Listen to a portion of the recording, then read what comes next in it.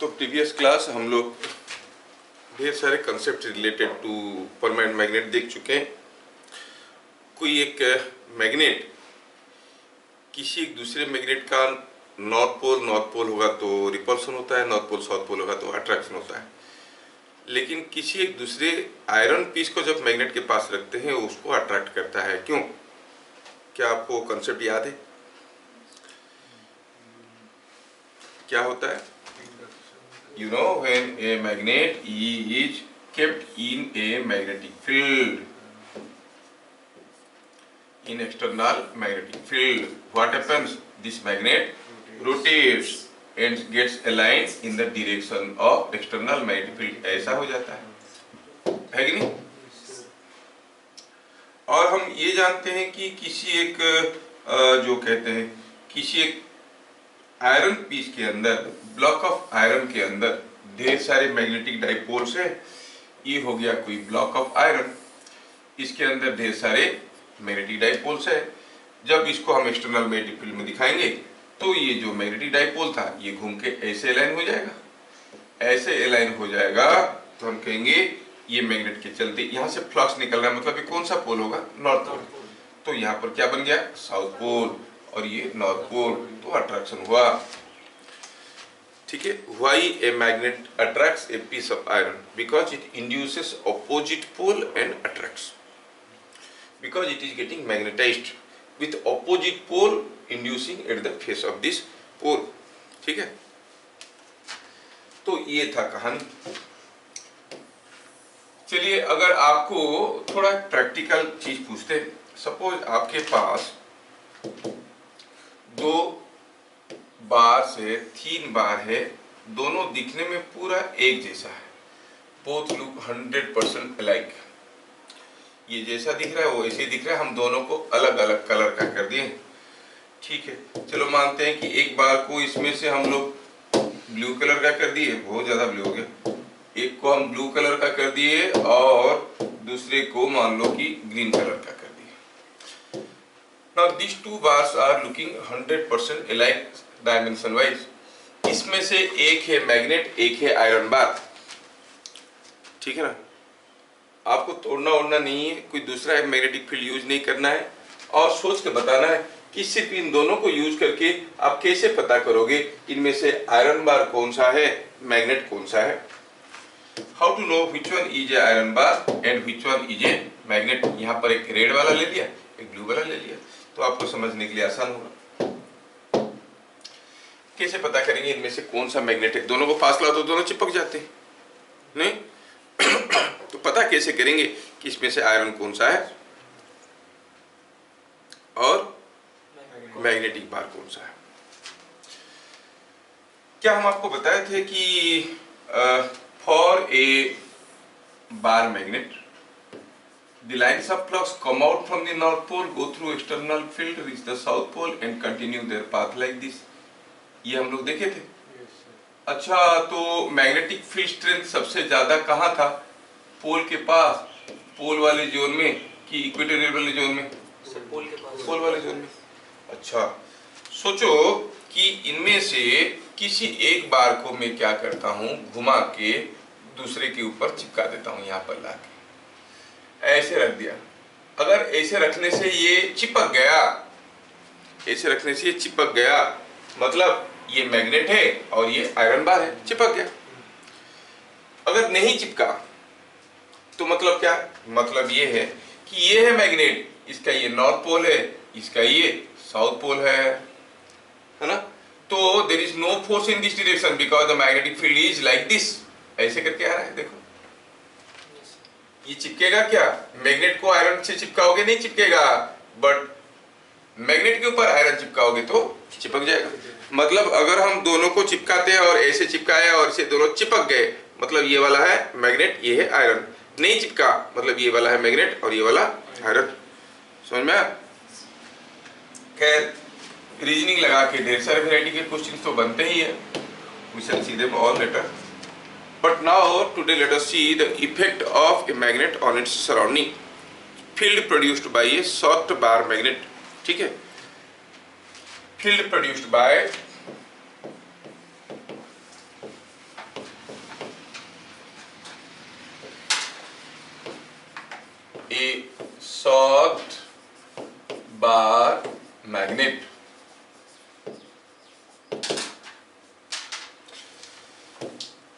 जब भी एक क्वेश्चन आता है 2-2.5 मार्क, ज्यादा 3 मार्क आता है, इसलिए बहुत ज्यादा फैला के नहीं लिखेंगे और ऐसा लिखेंगे कि फिगर से ज्यादातर चीजें समझ में आ जाएगा। Let us right that way कि सब कुछ फिगर से समझ में आ जाएगा। सपोज हमारे पास कोई एक मैग्नेट है और जिस मैग्नेट का दिया हुआ है कि लेंथ कितना है, लेंथ है 2L, इसका लेंथ है 2L, और चलो मानते हैं कि इसका पोल स्ट्रेंथ है M, और चलो मानते हैं कि ये साउथ पोल है और ये नॉर्थ पोल है। So along the magnetic axis, अगर किसी एक पॉइंट में आपको पूछा गया बताओ what is the magnetic field intensity, what is B at a distance R from it, ये पॉइंट में मुझे मैग्नेटिक फील्ड पता करना है। समझ में? मैं पहले भी बता चुका हूं कि ये जो डेरिवेशन है बहुत लिस्ट इंपॉर्टेंट है, लेकिन आ जाता है कभी कभार। तो ये जो पॉइंट है जहां पर हम मैग्नेटिक फील्ड निकालना चाहते हैं, पहले उसका लोकेशन को तय कर लेते हैं। Say that is here somewhere at this point, से एट ए डिस्टेंस R। अब नॉर्थ पोल के लिए कुछ मैग्नेटिक फील्ड बनेगा, साउथ पोल के लिए कुछ मैग्नेटिक फील्ड बनेगा। तो क्या लिखेंगे? पहले हम निकाल रहे हैं B at end on position. हाँ, नाम तो सुना सुना सा लग रहा है, ऐसा ही कुछ था हमारा इलेक्ट्रिक डाइपोल की केस में भी।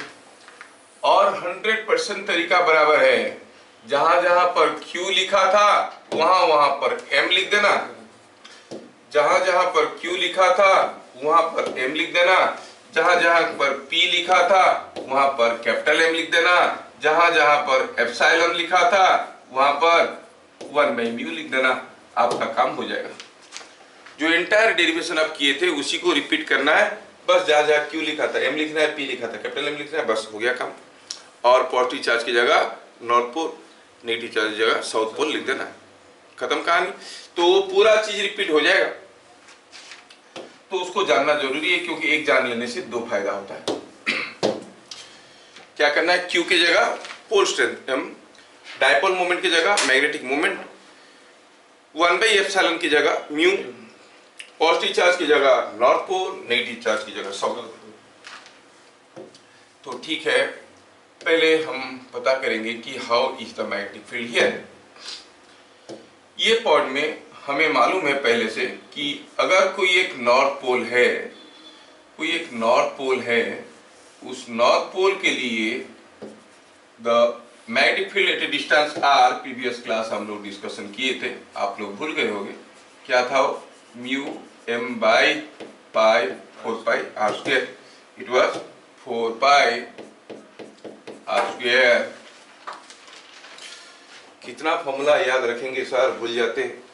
भूलने से कोई डर नहीं है। क्या आपको कोई Q कूलम चार्ज के लिए इलेक्ट्रिक फील्ड मालूम है? R डिस्टेंस में क्या होता है? E Q by 4πε0r²।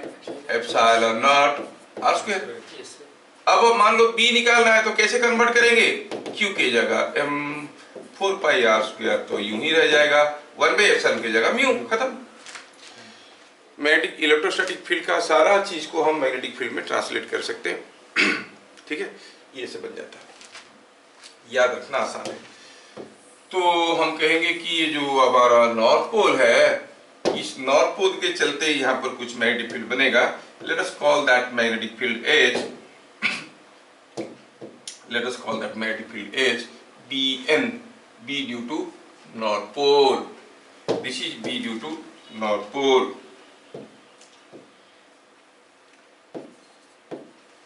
And due to south pole also there is the magnetic field directed like this.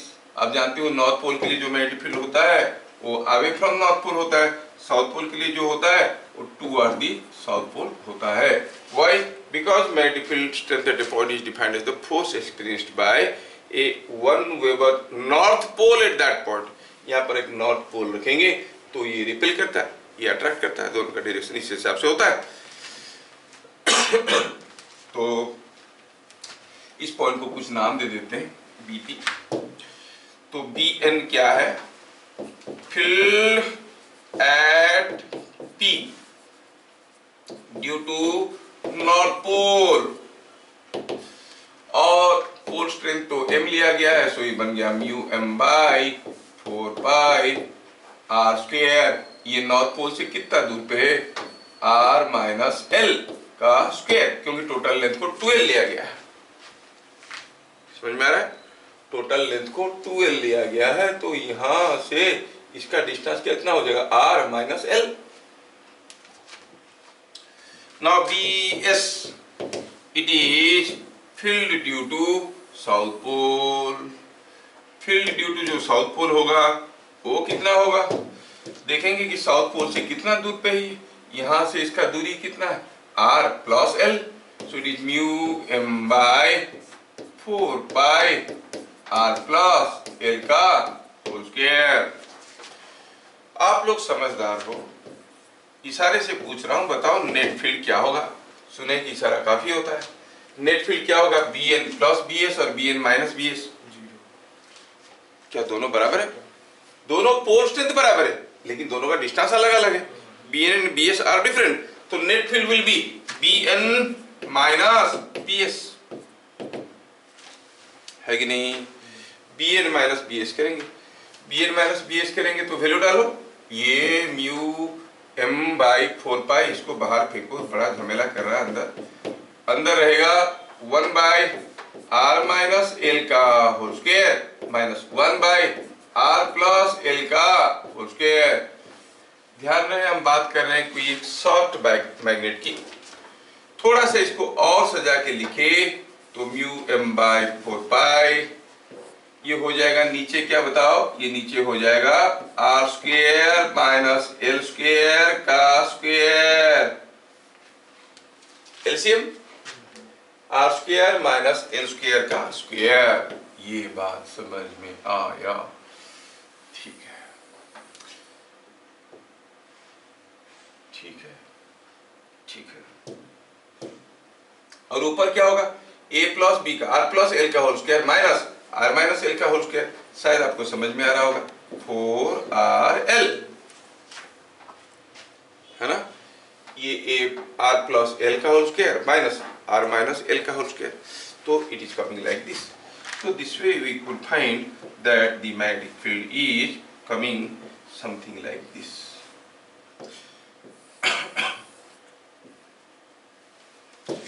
तो क्या पता चला? पता चला that at the end of position magnetic field B at point P is equal to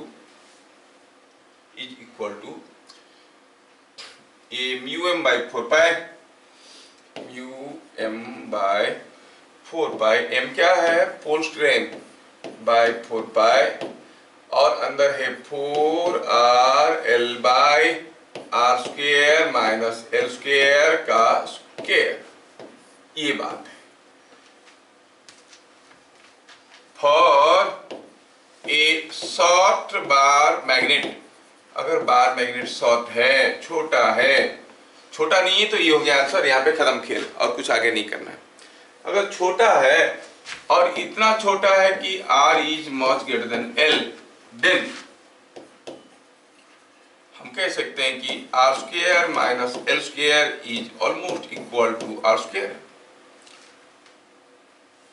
so bp is equal to mu m by 4 pi, ऊपर है 4rl, नीचे है r स्क्वायर का square, so it is coming out to be mu m 4l by 4 pi r cube, नीचे r4 ऊपर एक r, मारपीट के छोटा हो गया। इसको मैं थोड़ा ऐसा लिखना चाहता हूं, कैसे बताओ, I want to write this as mu m 2l, एक 2 कैंसिल किया, बाई 4 पाई, 4 पाई कहाँ 2 कट गया तो 2 रह गया नीचे, it is 2 pi r cube, but m into 2l क्या होता है, magnetic moment, so mu m by 2 pi r cube. समझ में आया क्या? ये जो 4 था इसको म्यू इंटू 2l हो जाता है मैग्नेटिक मोमेंट, क्योंकि आपको मालूम है मैग्नेटिक मोमेंट कितना है, म्यू और m इंटू 2l। जैसे डाइपोल मोमेंट क्या होता था, q इंटू द डिस्टेंस, ये भी वही हुआ।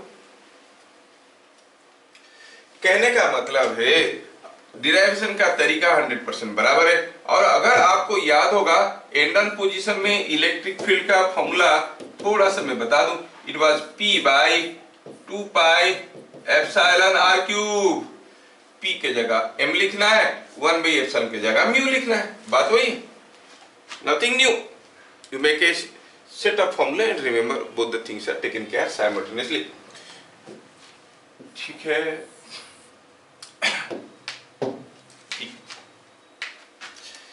क्या बात समझ में आया? ये बात है।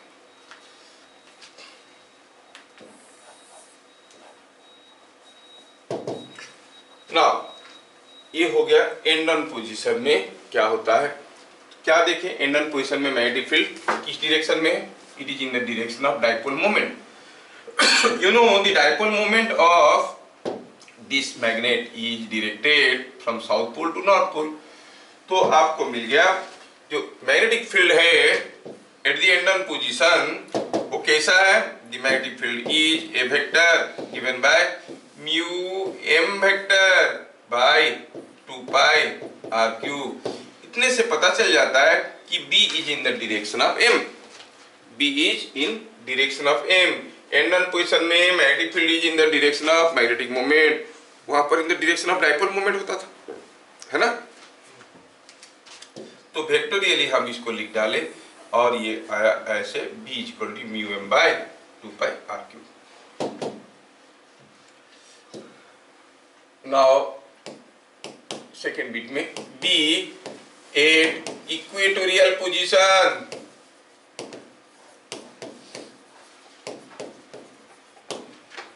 b at equatorial position.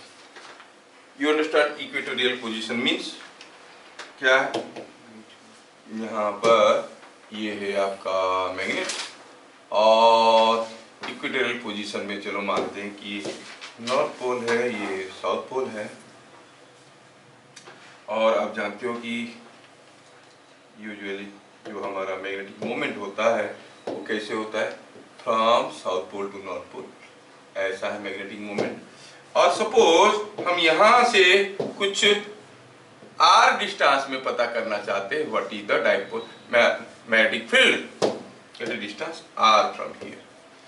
Furthermore ये डिस्टेंस को मानते हैं r डैश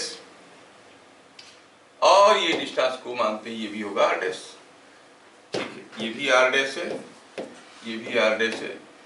ये लेंथ कितना है, 2l है मैग्नेट का लेंथ, पोल स्ट्रेंथ m है। पूछा है बताओ magnetic moment here. Again the same formula that we are using for derivation of electric field at the equatorial position of a dipole, same method we are going to adopt here also।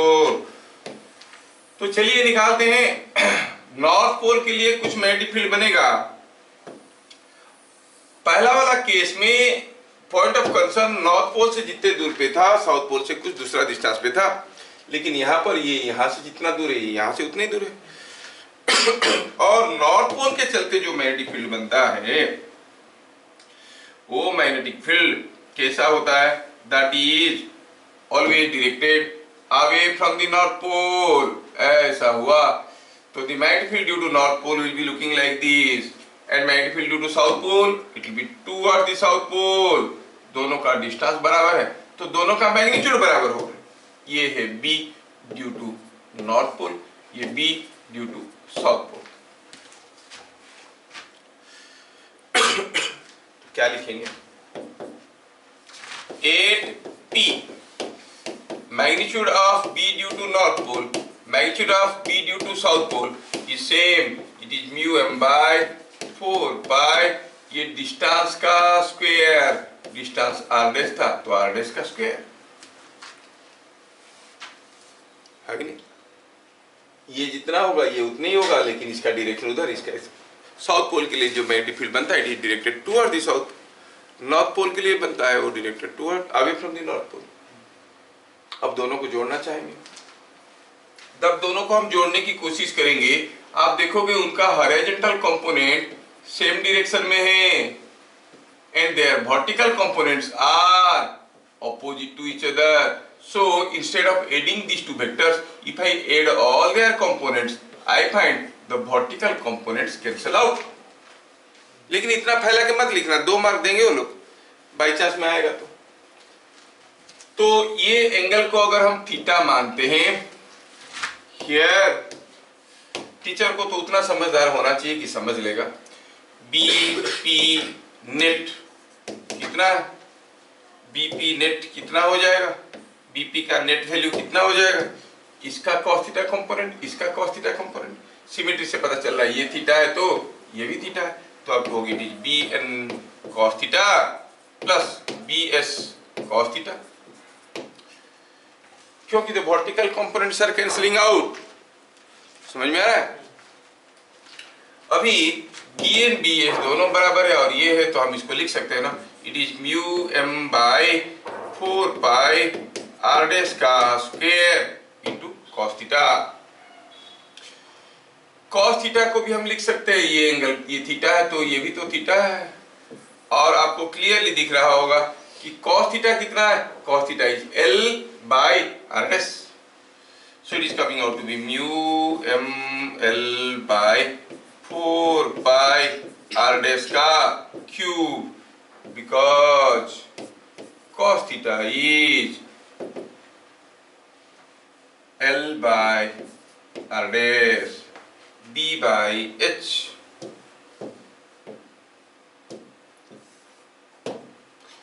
लेकिन ये R dash है क्या, ये है R square plus L square whole root over, है कि नहीं?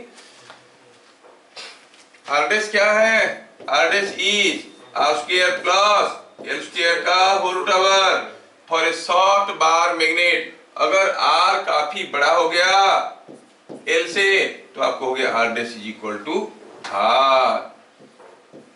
हम लोग बात कर रहे हैं शॉर्ट बार मैग्नेट का, है कि नहीं? ये R डैश है कितना, L का स्क्वायर R का स्क्वायर होल रूट ओवर। अगर R काफी बड़ा है तो ये R dash is almost equal to R। So keeping that in mind, ये फॉर्मूला क्या बन गया देखिए, तो ये बन गया हमारा कि BP net is coming out to be, BP net is coming out to be, just a minute, हाँ थोड़ा यस,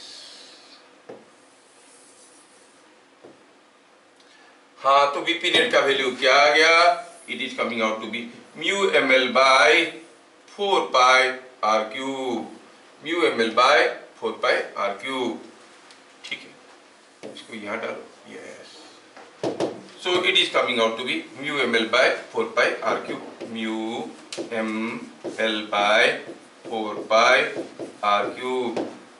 अच्छा ये mu M by 4 pi are dash, इसका और इसका मिलेंगे तो यहाँ पर एक 2 आएगा ना भैया, तुम लोग तो उतार रहे हो, कुछ बोल नहीं रहे हो, यहाँ पर एक 2 आ जाएगा, नहीं तो ये 2 आ जाएगा तो ये नीचे हो जाएगा 4 पाई आर क्यूब की जगह क्या हो जाएगा, 2 हो जाएगा। वही मैं तब से ढूंढ रहा हूँ, मेरा एक 2 कहाँ गायब हो गया, तो देख रहा हूँ यहीं छोड़ दिया हूँ। क्या आपको समझ में आ रहा है क्यों हुआ है 2? हाँ, अब ये mu l by 2 pi r cube. अब आपको मालूम है कि जो मैग्नेटिक मोमेंट है वो क्या है, m इंटू 2l, तो m इंटू एल की जगह क्या लिख सकते हैं, m by 2, m into L की जगह लिख सकते हैं m बाई 2, तो ये क्या हो गया mu m by 4 pi r cube. कौन सा डायरेक्शन में, it is opposite to the magnetic moment. यहाँ पर देखिए मैग्नेटिक मोमेंट कैसे था, south to north, magnetic field कैसे बना, ऐसे opposite to the magnetic moment. वो हम लोग पहले भी पता किए थे, क्योंकि लाइन्स ऑफ फ्लक्स ऐसे जाता है, tangent to the lines of flux, the forwarding tangent gives the direction of magnetic field, उससे भी हमें मालूम था। तो ये जैसे हमें समझ में आ गया, हम लिख सकते हैं कि eight equatorial position,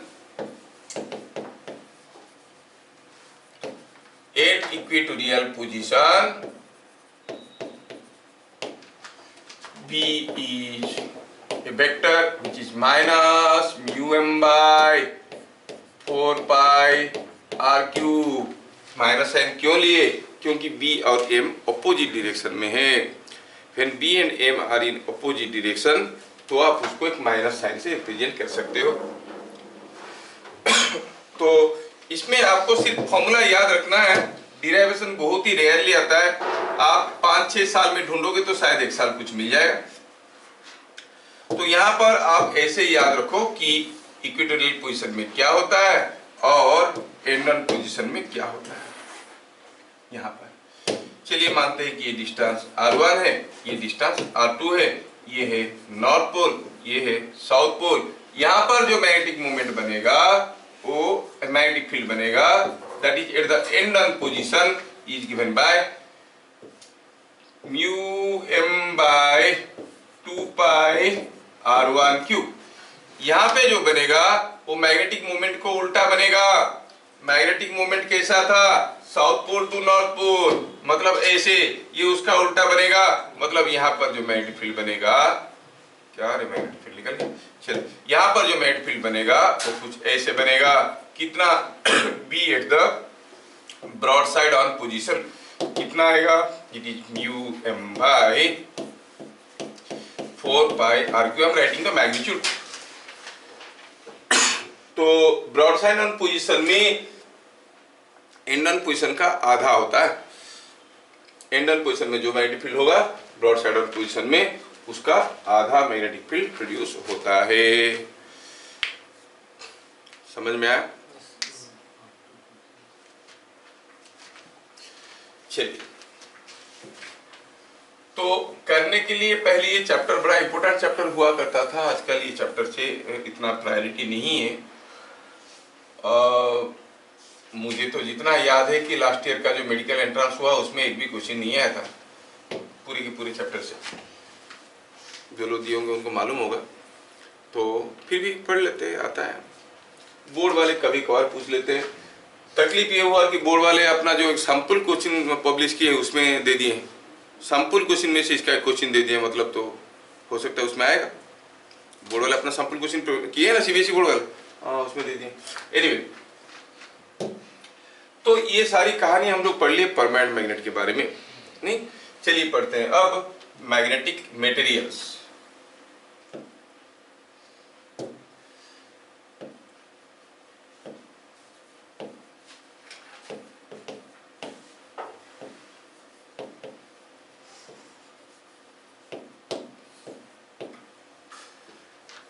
magnetic material, ठीक। तो what is a magnetic material? फिर से हम शुरुआत पे वापस चलते हैं। Any material that can be magnetised by an external magnetic field is called a magnetic material. That can be magnetised मतलब जिसके अंदर की मैग्नेटिक डाइपोल्स ओरिएंट होके अलाइनमेंट हो सकते हैं in the direction of magnetic field, ठीक है। Any material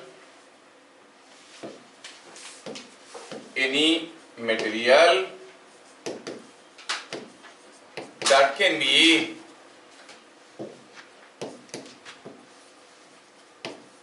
magnetized is called a magnetic material।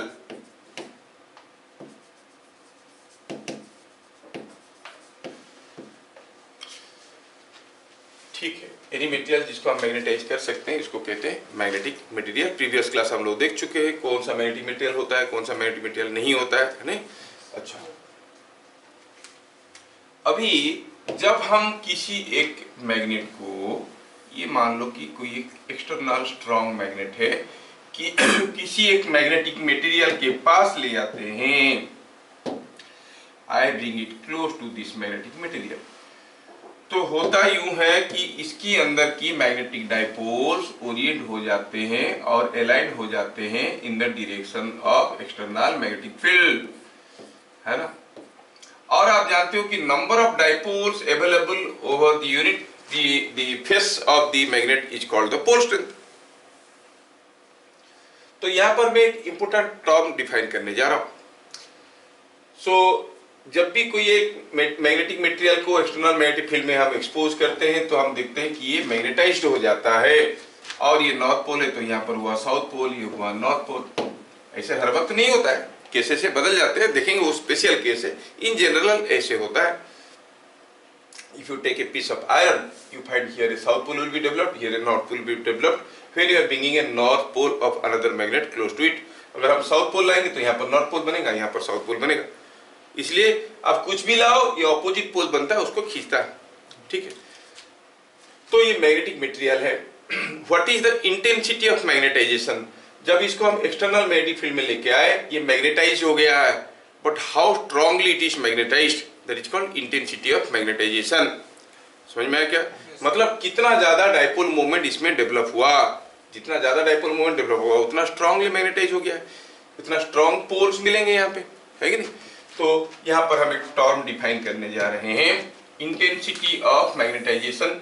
अब से आगे 1 मार्क वाला क्वेश्चन पे ध्यान देना, न्यूमेरिकल्स कुछ भी नहीं। आई इंटेंसिटी ऑफ, शॉर्ट नोट भी आ जाएगा ये, 1 mark. Define intensity of magnetisation, that's all. Intensity of magnetisation, ये इंटेंसिटी ऑफ मैग्नेटाइजेशन चीज है क्या? थोड़ा इसको साफ कर देते हैं, बड़ा गंदा दिख रहा है। ठीक, intensity of magnetisation it is equal to, it is defined as magnetic moment, magnetic moment per unit volume developed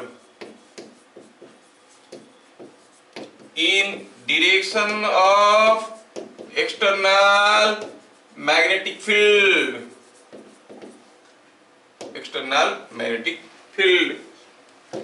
It is the magnetic moment per unit volume developed in the direction of external magnetic field. अब यहाँ पर जो external magnetic field है ये north pole के चलते हो ऐसा है, तो इस डायरेक्शन में कितना मैग्नेटिक मोमेंट बना? अरे जो भी मैग्नेटिक मोमेंट बना इसी डायरेक्शन में बना, क्योंकि मैग्नेटाइज होने के बाद जो मैग्नेटिक मोमेंट है वो साउथ टू नॉर्थ होता है। तो हमको क्लियरली दिख रहा है कि जो मैग्नेटिक मोमेंट बना वो इसी डायरेक्शन में बना। पर यूनिट वॉल्यूम कितना बना? क्या कभी कभी ये उल्टा होता है? होता है। उस किस्म की मटेरियल को डायमैग्नेटिक मटेरियल कहते हैं। नॉर्थ पोल पास लाओगे तो नॉर्थ पोल बनेगा, साउथ पोल पास लाओगे तो साउथ पोल बनेगा। क्यों ऐसे बनता है हम लोग देखेंगे, हम लोग लेंजेस लॉ पढ़ चुके हैं, बहुत ही क्लियरली समझ पाएंगे क्यों होता है ऐसे। अब देखेंगे कि यहाँ पर जो मैग्नेटिक मोमेंट बना है वो एक्सटर्नल मैग्नेटिक फील्ड के डायरेक्शन में बना है। और what is the magnetic moment developed per unit volume? m/v। अगर ये पूरे का वॉल्यूम v है, किसका? मटेरियल का वॉल्यूम। चलो मानते हैं कि इस मटेरियल का एरिया कुछ a है और लेंथ कुछ l है, पोल स्ट्रेंथ m है, तो m के जगह क्या लिखोगे? m into l, last class हम लोग पढ़े। और वॉल्यूम के जगह a इंटू l, तो l कैंसिल हो गया, इट इज m/a। तो intensity of magnetisation is also defined as the pole strength developed per unit area of the pole face. Which pole strength? Opposite pole strength. North pole के चलते opposite pole strength, कितना south pole बना per unit area. अगर हम ये north दिखाने से यहाँ पर भी नॉर्थ बनता जैसे होता है डायमैग्नेटिक मटेरियल में, तो ये नेगेटिव हो जाता। समझ में आ रहा है कि नहीं आ रहा है? अच्छा, तो डेफिनेशन को ध्यान से रखना। सो पॉइंट नंबर 2 में क्या देखे हम लोग? I is magnetic moment per unit volume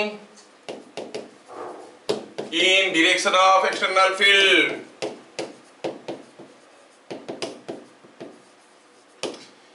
It is same as opposite pole strength,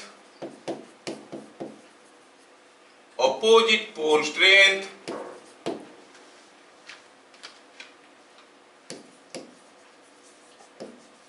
in per unit area of pole face आप इसको m/v कह सकते हो, m/a कह सकते हो, ठीक है, m/a, ठीक है। थोड़ा अगर सोचे तो ये यूनिट क्या बन गया, ऊपर वाला वेबर, नीचे वाला area, weber per metre square, मतलब it is same as that of B, dimensionally it is same as that of B. समझ में आया क्या? तो it is same as that of B, तो इसका यूनिट भी वेबर पर मीटर स्क्वायर लिख सकते हो, टेस्ला लिख सकते हो, और एम्पियर क्या था, एम्पियर पर मीटर कि एम्पियर मीटर, एम्पियर मीटर है ना, magnetic dipole moment is ampere metre, ऐसा है।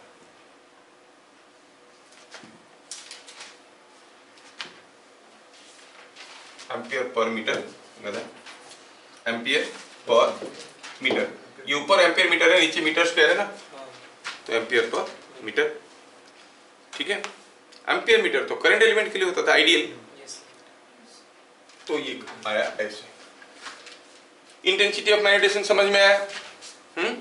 ठीक है। Here is next term called, point number 3 है शायद, point number 3.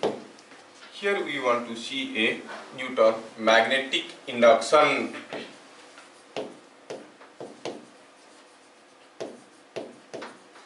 इसको हम लोग B से डिनोट करते हैं। It is defined as effective magnetic field inside the material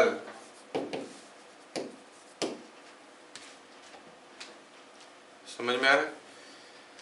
अभी अगर कोई एक मैग्नेट है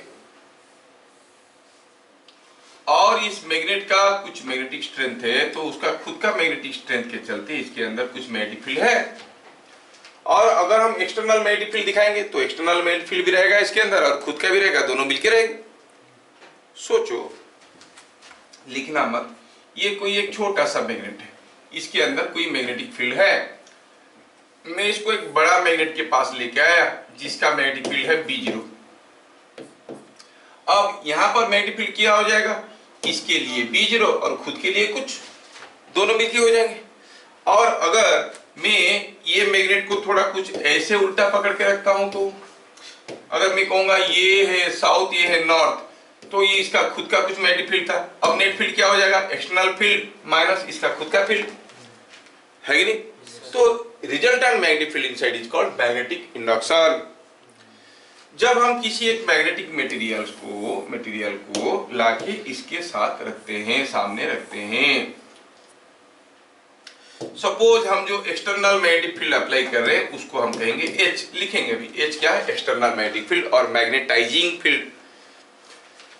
और आप जानते हो कि जैसे हम इसको लाके इसके पास रखे और ये बन गया एक नॉर्थ पोल यहाँ पे, साउथ पोल यहाँ पे, एक इंटेंसिटी ऑफ मैग्नेटाइजेशन ऐसे हो गया।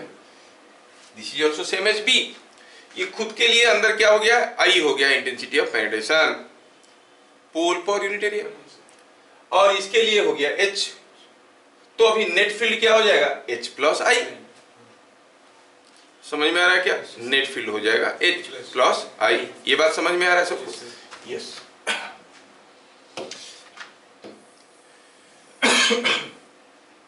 It is same as H plus I, it is same as H plus I। समझ में आया? फिर H is magnetising field, means external field.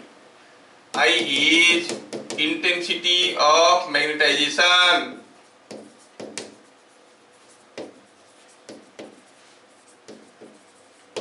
Intensity of magnetization.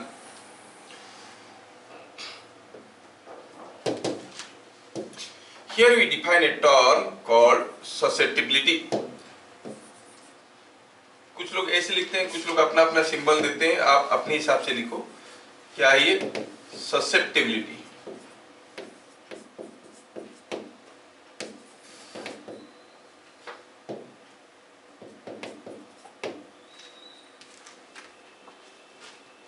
कुछ लोगों का मुंह में फंसता है, सस्पेक्टेबिलिटी बोलते हैं। वो एक बहुत ही पॉपुलर टीचर है, मैं बोला था ना, क्या क्या जबरदस्ती फेंक देते हैं क्या क्या करके। ये याद रखो, ऐसा होता है। असलियत में गड़बड़ हुआ यूं है कि तुम लोगों का जो एनसीईआरटी बुक में, उसमें कुछ चीजें गलत दिया गया है। अब एनसीईआरटी लिखने वाले लोग कौन है? जितने बड़े हो जाएंगे, बूढ़े हो जाएंगे, रिटायर्ड हो जाएंगे, वो सब रहेंगे, क्योंकि बहुत एक्सपीरियंस है। पता चला कि वो जब पढ़ रहे थे तब न्यूटन लॉ का तो अंडरस्टैंडिंग कुछ दूसरा ही था। अभी जितने ये नए लोगों को लिखने का मौका नहीं मिलता, सब आंसर लिखे। अब इंजीनियरिंग जाके पढ़ोगे तो गॉस लॉ वो नहीं है जो आप पढ़ रहे हो। Flux per unit area is not equal to force per unit charge. हम लोग कहते हैं ना, electric field intensity is flux by area, it is also given by force expend by unit positive charge. No, flux by unit area is called flux density और electric induction, और force per unit charge को intensity कहते हैं। And intensity is epsilon times induction. यहाँ पर भी एनालोगसली आता है, जो बी है वो म्यू टाइम्स एच है।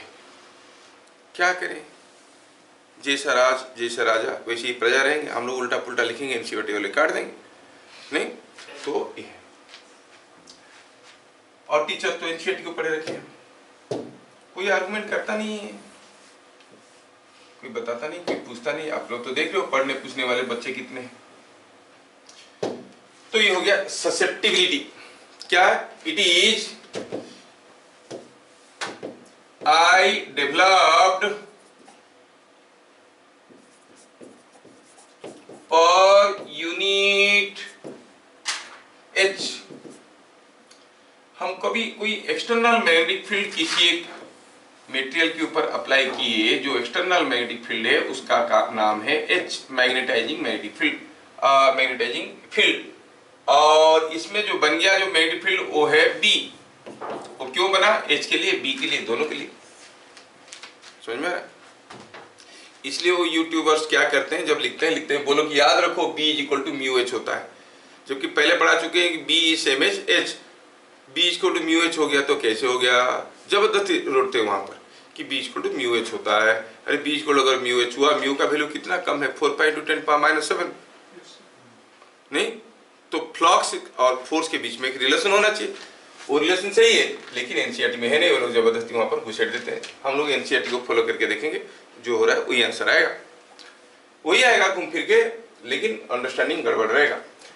I developed per unit H, अगर एच अप्लाई करने से मैग्नेटिक फील्ड, यहां पर आई मैग्नेटिक फील्ड बना, तो यूनिट एक्सटर्नल फील्ड के लिए क्या मैग्नेटिक फील्ड बनेगा? समझ में आ रहा है?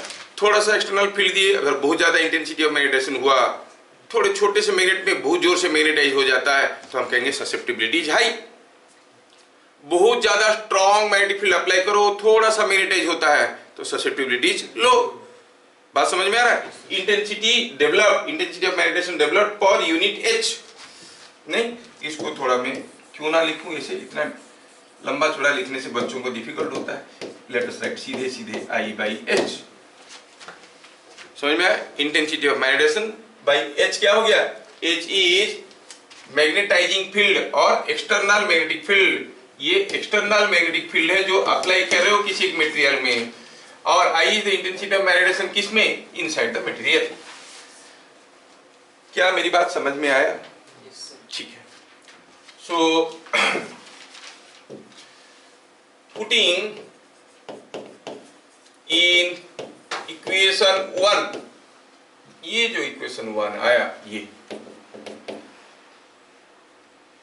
आपको मिलेगा B is equal to H plus I, but psi is I by H।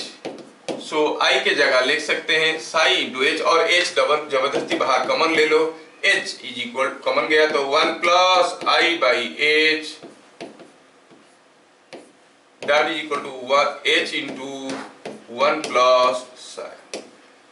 psi जाए काय माए टाए करते बेकार के सब, तुम अपने हिसाब से कुछ लिखो।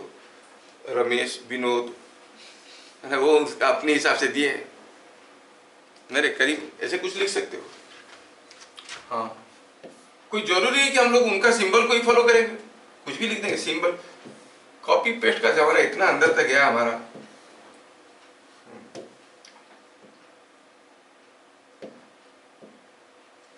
ये बात, क्या बात समझ में आया?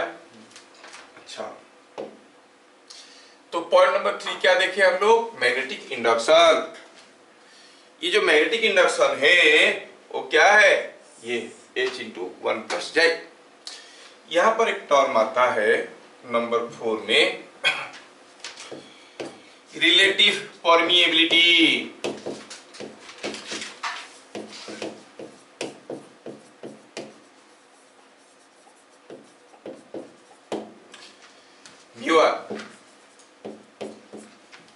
ये डिफाइंड एज B/H। अगर H मैग्नेटिक फील्ड अप्लाई करने से अंदर मैग्नेटिक फील्ड हो रहा है B, तो B/H is called relative permeability. क्या मेरी बात समझ में आया? तो अब ये B/H का वैल्यू क्या हो गया भैया? देखो तो B/H इज 1+, हाँ आप अपना सिंबल यूज करना ना, मैं यूज करता हूँ। कुछ बुक में ऐसा ऐसा करके क्या क्या नाटक किया है, आप लोग देख लेना।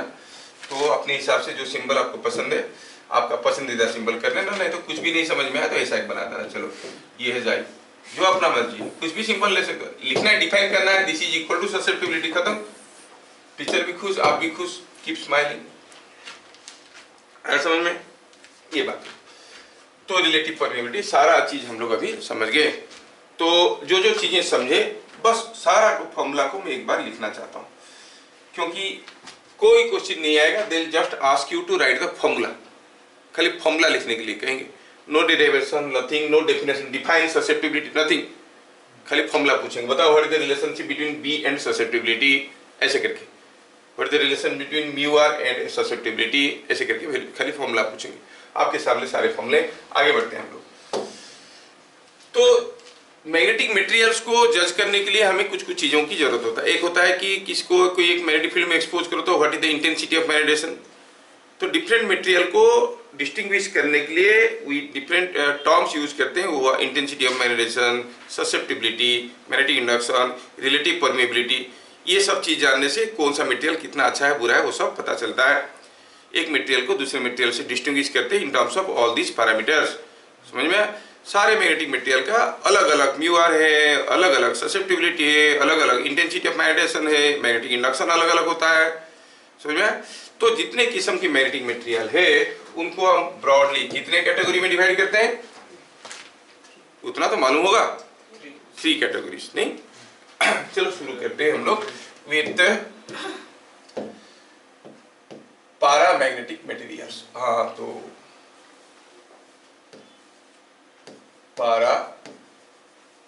पैरामैग्नेटिक मटेरियल,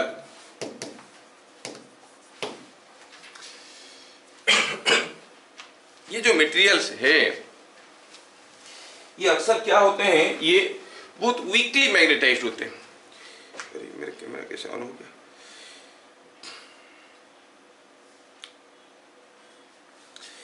ये जो पैरामैग्नेटिक मटेरियल्स है ये बहुत वीकली मैग्नेटाइज्ड होते हैं।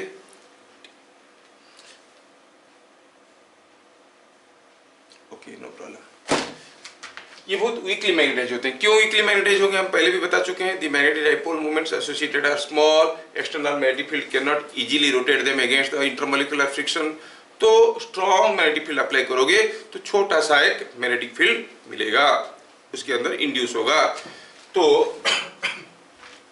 These are materials which are weakly magnetized.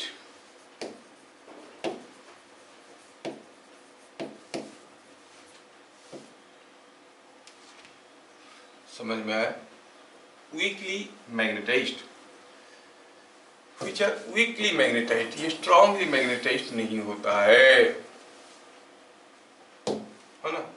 Example में आप कह सकते हो एल्युमिनियम, लिथियम, ठीक है, लाइक दिस। मेरे को ज़्यादा याद नहीं, आप लोग देख लेना। लिथियम का Li होता है ना, कैपिटल Li होता है। यस, केमिस्ट्री मालूम नहीं है तो प्लस टू तो हम भी पढ़े, क्या बात हो, खाली डायरेक्ट इंजीनियरिंग पढ़े क्या प्लस टू के बाद? ओ एल्यूमिनियम, ये एल छोटा होता है, देखा ज्यादा भाव खाया, यहाँ पकड़ लिए तुम लोग, ये एल। अभी तक तो मुझे काफी दिन तक यही समझ में नहीं आ रहा था ये कोबाल्ट होगा कि ये कार्बन मोनोऑक्साइड होगा, यही फंस जाता है। वो थोड़ा छोटा कर दो मोनोऑक्साइड बन जाता है, बड़ा कर दो कोबाल्ट बन जाता है। नहीं, छोटा वाला कोबाल्ट उल्टा है। अच्छा, तो मतलब तुम लोगों को मालूम है, बढ़िया, ठीक। अच्छा, तो ये चीजें एग्जाम्पल में आ गया आपका एल्युमिनियम, लिथियम, ठीक है। देखो हम इसके फिजिक्स के बारे में बात करेंगे। पैरामैग्नेटिक मटेरियल क्यों पैरामैग्नेटिक है, डायमैग्नेटिक क्यों डायमैग्नेटिक है, कौन कौन डायमैग्नेटिक है, वो केमिस्ट्री वाले बताएंगे, ठीक है। तो क्या हुआ, these are materials which are weakly magnetised. What are paramagnetic materials, ऐसे करके पूछेगा, आपको समझ में आना चाहिए। दूसरा इंपॉर्टेंट चीज हुआ कि अगर मैं कहूं कि यहाँ पे कोई एक मैग्नेटिक फील्ड है, थोड़ा ध्यान से देखना, ये क्वेश्चन आता है डायरेक्ट ड्रॉ करने के लिए। So the magnetic lines of flux associated with a paramagnetic material, ऐसे करके देखा तो आपको समझ में आना चाहिए कि कैसे हम लोग अप्रोच करेंगे, ठीक है। मैं अब फील्ड को पहले बना रहा हूं क्योंकि I repeat the same field for all the three materials.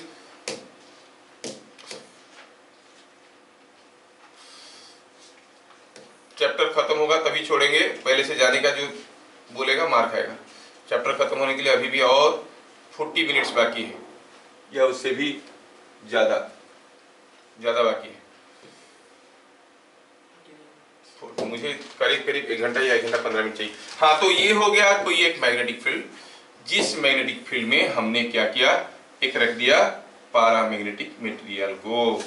जैसे हम एक पैरामैग्नेटिक मटेरियल को रखेंगे तो ध्यान रहे हम ऐसा ही फील्ड हर जगह यूज करेंगे, फेरोमैग्नेटिक, पैरामैग्नेटिक, डायमैग्नेटिक सबके लिए, और उनका इफेक्ट को दिखाएंगे। जब हमको ये पैरामैग्नेटिक मटेरियल को इसके अंदर हम रखे, ये है वो पैरामैग्नेटिक मटेरियल, ये तो क्या हुआ, इसमें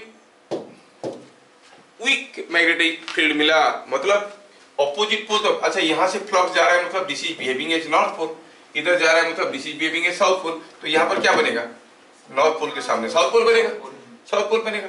तो यहाँ पर एक वीक मैग्नेटिक फील्ड बनता है। तो फिगर में क्या दिखाना है आपको, थोड़े से कुछ मैग्नेटिक डाइपोल, ज्यादा नहीं दिखाना है। बहुत ज्यादा दिखा दोगे तो कहेगा ये तो स्ट्रॉन्ग मैग्नेटिक फील्ड बना है। देखो कितने थोड़े से मैग्नेटिक डाइपोल बने, सो ये पैरामैग्नेटिक मटेरियल हुआ।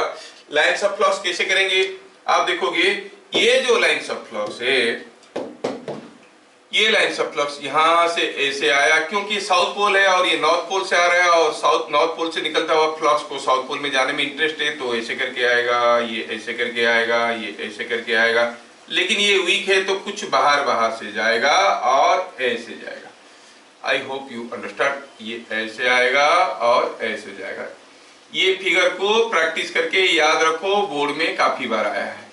Plot the lines of flux associated with a paramagnetic material.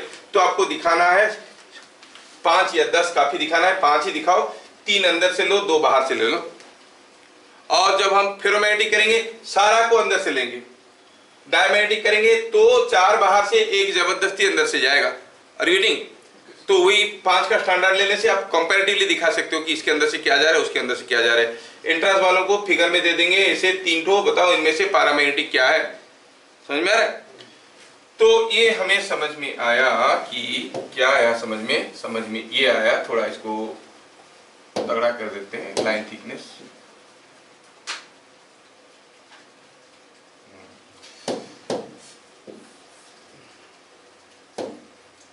ये बन गया हमारा पैरामैग्नेटिक मटेरियल, पैरामैग्नेटिक मटेरियल। तो ये हो गया पॉइंट नंबर बी। तो ये नॉर्थ पोल है, ये साउथ पोल है, यहां पर एक वीक सा साउथ पोल और वीक सा नॉर्थ पोल इंड्यूस हुआ है। समझ में आया। अब फिगर बनाने के चक्कर में थ्योरी ना मिस कर जाए। पैरामैग्नेटिक मटेरियल में देखिए ये है, तो हम क्या कहेंगे, weak magnetic field is produced, तो कहेंगे सी में कहेंगे आई इज स्मॉल, क्योंकि इट इज वीकली मैग्नेटाइज्ड। समझ में आ रहा है? I is small, intensity of magnetization is small, less number of magnetic dipoles are oriented. Magnetic dipole moment per unit volume, intensity of magnetization is small, unit volume में कम number of magnetic dipoles मिलेंगे। समझ में आया क्या? I is small but positive, क्योंकि the induced magnetic moment is in the direction of external field. Intensity of magnetization का definition का मत भूलना। मैं ये चक्कर में कि तुम्हारा कोर्स में क्या क्या है 3-4 वीडियो छान मार दिया, कोई एक भी नहीं मिला मुझे, वो फिजिक्स वाला से शुरू करके और काफी जो हॉटस्पॉट हीरोज है, कोई नहीं बताया इंटेंसिटी का डिफरेंस ये होता है वो होता है हर कोई, और ये तो उसको सस्पेक्टिबिलिटी को सस्पेक्टिबिलिटी करके पार कर दिया। इंटेंसिटी ऑफ मैग्नेटाइजेशन का डेफिनेशन क्या था भाई? देखो यहाँ पे आई क्या था? I was defined as the magnetic moment per unit volume in direction of external field. In the direction of external field क्या बना है? What is the, यहाँ पर जो इंटेंसिटी बना है क्या in the direction of external field बना है? हाँ बना है। तो I is small positive, diamagnetic जाएंगे ये उल्टा आ जाएगा, I will be small negative। समझ में आ रहा नाम? तो I कब पॉजिटिव होगा? When the magnetic moment is in the direction of external field।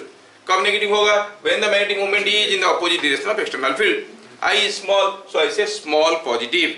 समझ में? अच्छा, B क्या होगा बताओ? H से ज्यादा होगा कि कम होगा? Yes, B is more than H, क्योंकि B क्या था? H plus I, भूल गए क्या? I small है बट तो B जो भी है B is more than H। अच्छा, ससेप्टिबिलिटी क्या था? I by H, it is very small, strong magnetic field लगाओ, very small पॉजिटिव। समझ में आ रहा है क्या? क्योंकि आई पॉजिटिव है यहाँ पे, नहीं? अच्छा, म्यू आर क्या होगा? बस यही सब पूछा जाएगा। म्यू आर क्या होगा? म्यू आर, अरे म्यू आर तो होता है बी बाई एच, तो इट इज ग्रेटर देन 1 और स्लाइटली ग्रेटर देन 1। स्लाइटली, क्योंकि एच बी के आसपास है। क्यों? क्योंकि B equal to H plus I, I is small, when I is small B is almost equal to H, तो B by H is almost equal to 1 but slightly greater than 1, it is slightly greater than 1, बस यही पूछा जाएगा। For which type of material? Mu R is slightly greater than 1, slightly less than 1, large enough from H compared to 1।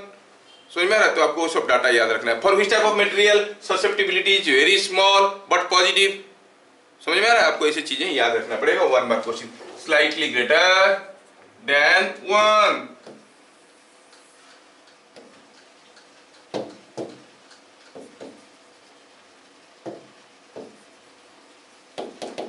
क्या मेरी बात समझ में आया? Mu r, I, A, susceptibility सब कुछ पता चल गया। ये हो गया कौन? ये हो गया हमारा पैरामैग्नेटिक मटेरियल। ठीक है?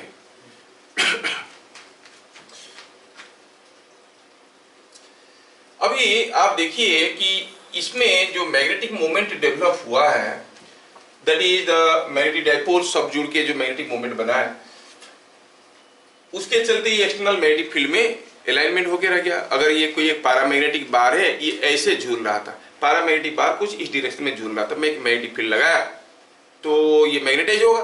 मैग्नेटाइज होने के बाद इसका एक नॉर्थ पोल होगा, एक साउथ पोल होगा और धीरे से आके इस पोजीशन में रह जाएगा। जब ऐसे रह जाएगा, मैं अगर ऐसा मैग्नेटिक फील्ड दे रहा हूँ, मतलब यहाँ पर होगा साउथ, यहाँ पर होगा नॉर्थ। वीक पोल होंगे क्योंकि वीकली मैग्नेटाइज हो रहा है। Weak south pole, weak north pole, it is weakly attracted, strong होने से जोर से अट्रैक्ट हो जाएगा। So it is weakly attracted towards the external field. समझ में आया क्या? Weakly attracted. दूसरा हुआ, और क्या क्या एक्सटर्नल फील्ड में होता है। अभी ये ऐसा रह गया अलाइनमेंट होके, अभी अगर इसको टेढ़ा करूंगा तो ये मैग्नेटिक फील्ड इसको घुमा के फिर से ले आएगा, तो कुछ टॉर्क अप्लाई करेगा। जो टॉर्क का फॉर्मूला क्या था? M cross B। अब इसमें जो मैग्नेटिक मोमेंट बना है वो काफी स्मॉल है, तो टॉर्क भी बहुत छोटा होगा, तो ये धीरे से वापस आएगा। ठीक है। इसका तीसरा क्या हुआ, अगर ये झूल रहा है और आप इसको थोड़ा सा ऐसे हिला के छोड़ दोगे तो धीरे धीरे ऑसिलेट करेगा, time period will be very large. Previous class time period of oscillation देखे थे, √5/bm फॉर्मूला याद है कि भूल गए, m is small so t will be large. समझ में आया क्या? तो when exposed to an external magnetic field क्या क्या इफेक्ट दिखाया, it is weakly attracted and has experiences small torque and has what large time period of oscillation। समझ में आया क्या? तो ये पॉइंट को भी हम लोग लिखेंगे। When such a bar is exposed to external magnetic field,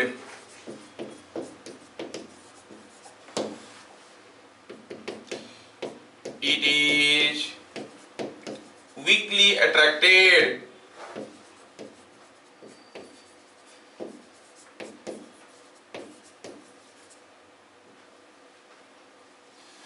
पहला तो है it gets aligned in the direction of magnetic field, it gets aligned, it gets aligned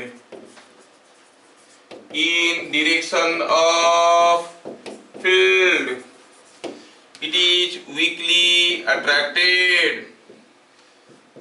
तीसरा हुआ has large period of oscillation।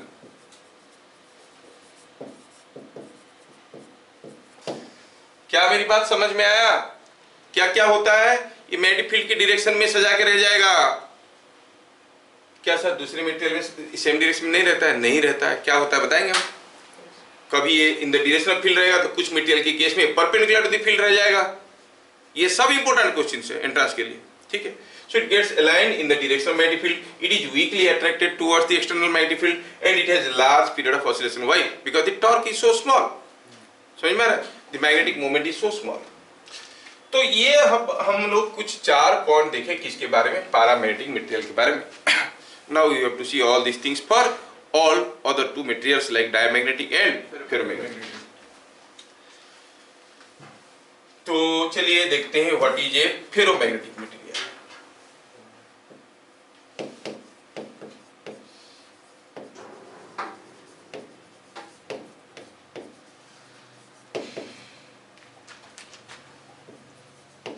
ये आयरन, निकेल, कोबाल्ट है ना, ये सब आपका फेरोमैग्नेटिक में जाते हैं।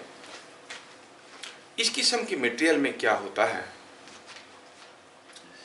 जब ये मटेरियल का फॉर्मेशन होता है उसमें ग्रेन्स होते हैं। ग्रेन्स आप काफी चीज तोड़ के देखे होगे। सोचो कि कोई कभी एक पीस ऑफ थर्मोकोल को तोड़ के देखोगे तो क्या देखोगे, उसके ग्रेन्यूल से एक दूसरे के साथ जुड़े हुए, they are just looking like so many grains have joined. ये सब मटेरियल में ऐसे होता है। आयरन, निकेल, कॉपर, ये सब में निकेल, कोबाल्ट, ये सब ऐसे ग्रेन्स रहते हैं उसमें। और वो ग्रेन जो है उसको एक एक पर्टिकुलर डोमेन में, मान लो कि ये एक ग्रेन दिखेगा ऐसे, ये एक ग्रेन दिखेगा, ये ऐसा है ना, ऐसा ऐसा करके बहुत सारे ग्रेन्स इसके अंदर रहेंगे, सब अलग अलग साइज के रहेंगे। और किसी एक ग्रेन के अंदर जो मैग्नेटिक डाइपोल्स रहते हैं वो सारे सेम डायरेक्शन में रहते हैं। इसके अंदर ऐसे, इसके अंदर ऐसे,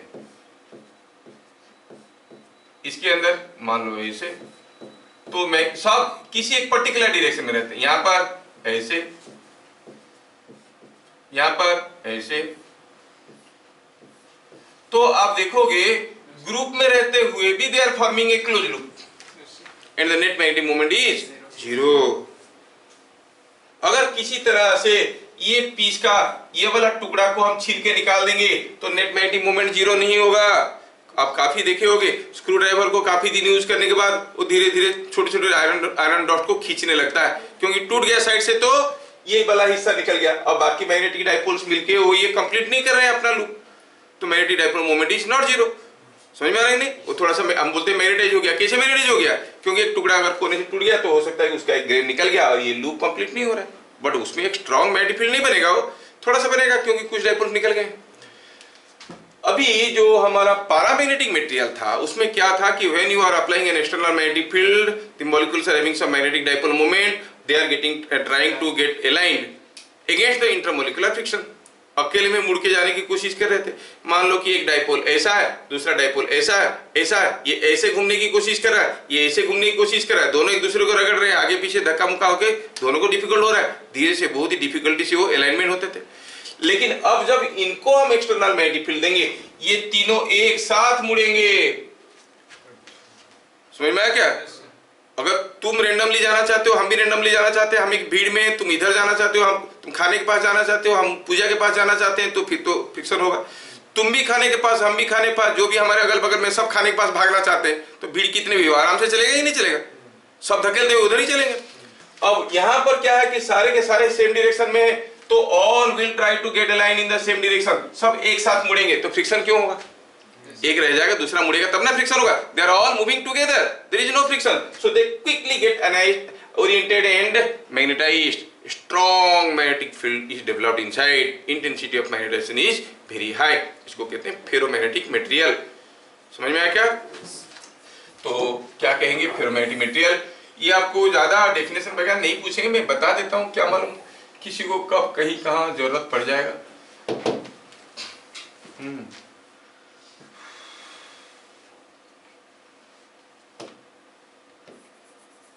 आपके पास एक मैग्नेटिक पर्सनालिटी होने की बहुत जरूरत है।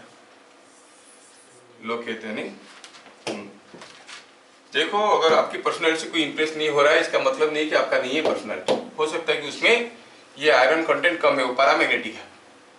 अब इसमें हियर और in this materials, material separate domains exist। Domains को ग्रेन भी कह सकते हो आप। exist in each domain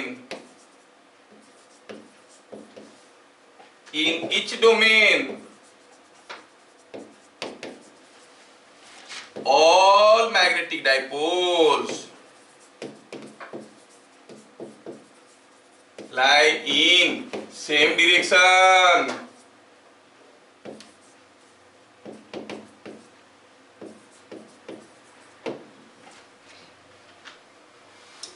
So these materials can be easily and strongly magnetized, easily and strongly magnetized। क्या बात समझ में आया? नहीं? अब चलिए, क्योंकि कंपेयर करके कभी बोलता है कि तीनों का डायग्राम ड्रॉ करो for ferromagnetic, paramagnetic, diamagnetic, how is the lines of flux associated, ये ड्रॉ करो बोलता है। तो हमें तीनों के लिए बनाना पड़ेगा। पैरामैग्नेटिक के लिए ऑलरेडी बना चुके हैं, तो अब हम बनाना चाहेंगे फेरोमैग्नेटिक के लिए। बात चल रहा है बीट नंबर 2 का। बीट नंबर 2 में हमें बनाना है फेरोमैग्नेटिक मटेरियल के लिए ये डायग्राम। तो इसमें होता ये है, इस मटेरियल की केस में स्ट्रॉन्ग मैग्नेटिक फील्ड होता है। मतलब यहाँ पर जो साउथ पोल इतना तगड़ा है कि ये बाहर से कोई भी फ्लक्स को जाने नहीं देगा। सारा का सारा फ्लक्स अंदर से होते हुए जाएंगे। आपको दिखाना क्या है कि डायग्राम गोज लाइक दिस। ये सब ऐसे, समझ में आया? ये सब ऐसे जाएंगे, बाहर से कुछ नहीं जाएंगे। क्या मेरी बात समझ में आया? All lines of flux will go through this, मतलब they are all continuing। मैं तो अंदर से नहीं दिखाया, they are all going through this। बस आपको पैरामैग्नेटिक के लिए वैसे बनाना है, 2-3 ठो बाहर से छोड़ देना है, फेरोमैग्नेटिक के लिए ऐसे बनाना है, सारा को अंदर से पास करवाना है। तो देख के पता चले, फिगर दे देंगे, बताएंगे पूछो बताओ इनमें से कौन सा फेरोमैग्नेटिक कौन सा पैरामैग्नेटिक, आप कहोगे जिसमें ज्यादा जा रहा है वो फेरोमैग्नेटिक है। समझ में आएगा? नहीं नहीं नहीं नहीं, वो बोले क्वेश्चन में आएगा plot the lines of flux associated with A ferromagnetic material, तो आपको ऐसे ड्रॉ करके डोमेन दिखाने की जरूरत नहीं है। ठीक है, फिर हम लोग क्या देखें, ये सारा चीज, और आपको ये सारा चीज अभी बताना पड़ेगा। ध्यान से देखो, ध्यान से देखो, ये सारा चीज आपको बताना पड़ेगा।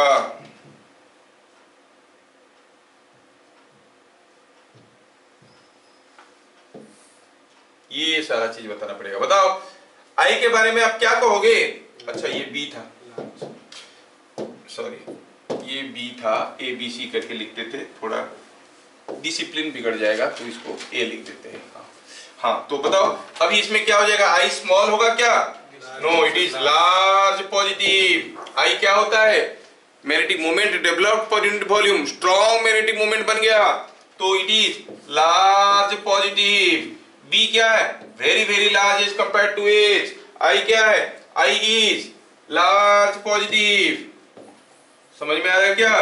क्योंकि I is very large, it is large positive, b by h is much greater than 1 और mu r is much greater than 1।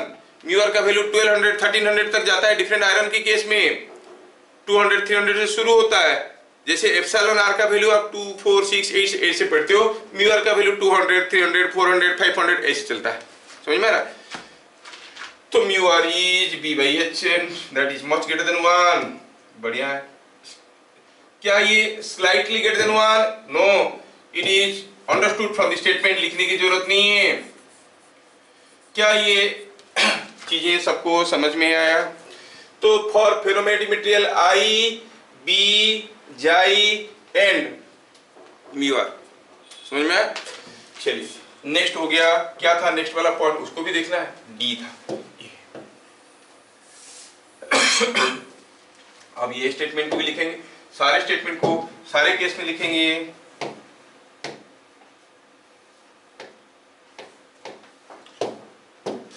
अब बात है चॉइस डी का। When such a bar is exposed to external magnetic field, it gets aligned in the direction of magnetic field। सही है, in the direction of magnetic field रहेगा, क्योंकि opposite पोल induce होगा, magnetise हो जाएगा, it will get aligned in the direction of external magnetic field। थोड़ा सुंदर से लिखते हैं, गंदा दिख रहा था, वही लिख रहा हूं, gets aligned in direction of field। कौन सा field? External field. It is weakly attracted or strongly attracted? Strongly attracted। It is strongly attracted।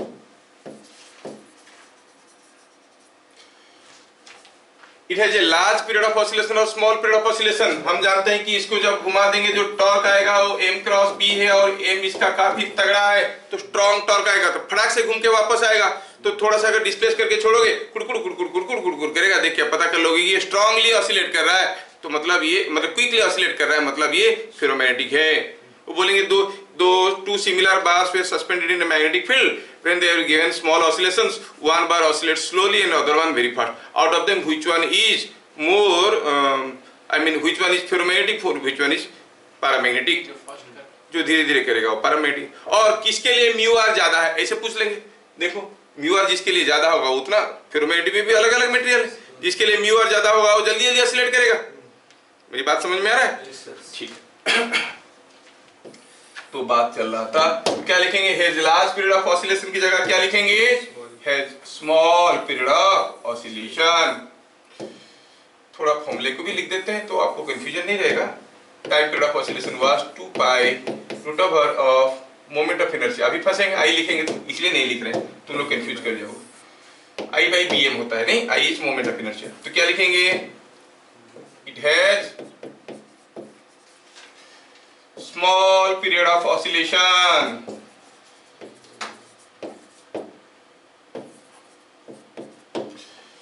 क्या बातें समझ में आ रहा है? लास्ट में आ रहा है सबसे पसंदीदा आपका, जो कि बड़ा कंफ्यूजिंग है, क्यों ऐसे होता है, वो क्या है?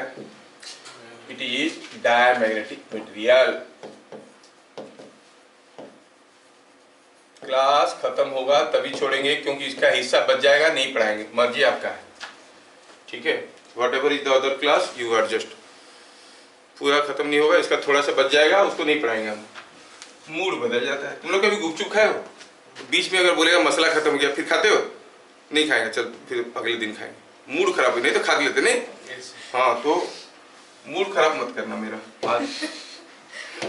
डायमैग्नेटिक मटेरियल, ये मटेरियल क्या होता है? अरे इस किस्म की मटेरियल में क्या होता है, ये आपका graphite, bismuth, water is also diamagnetic.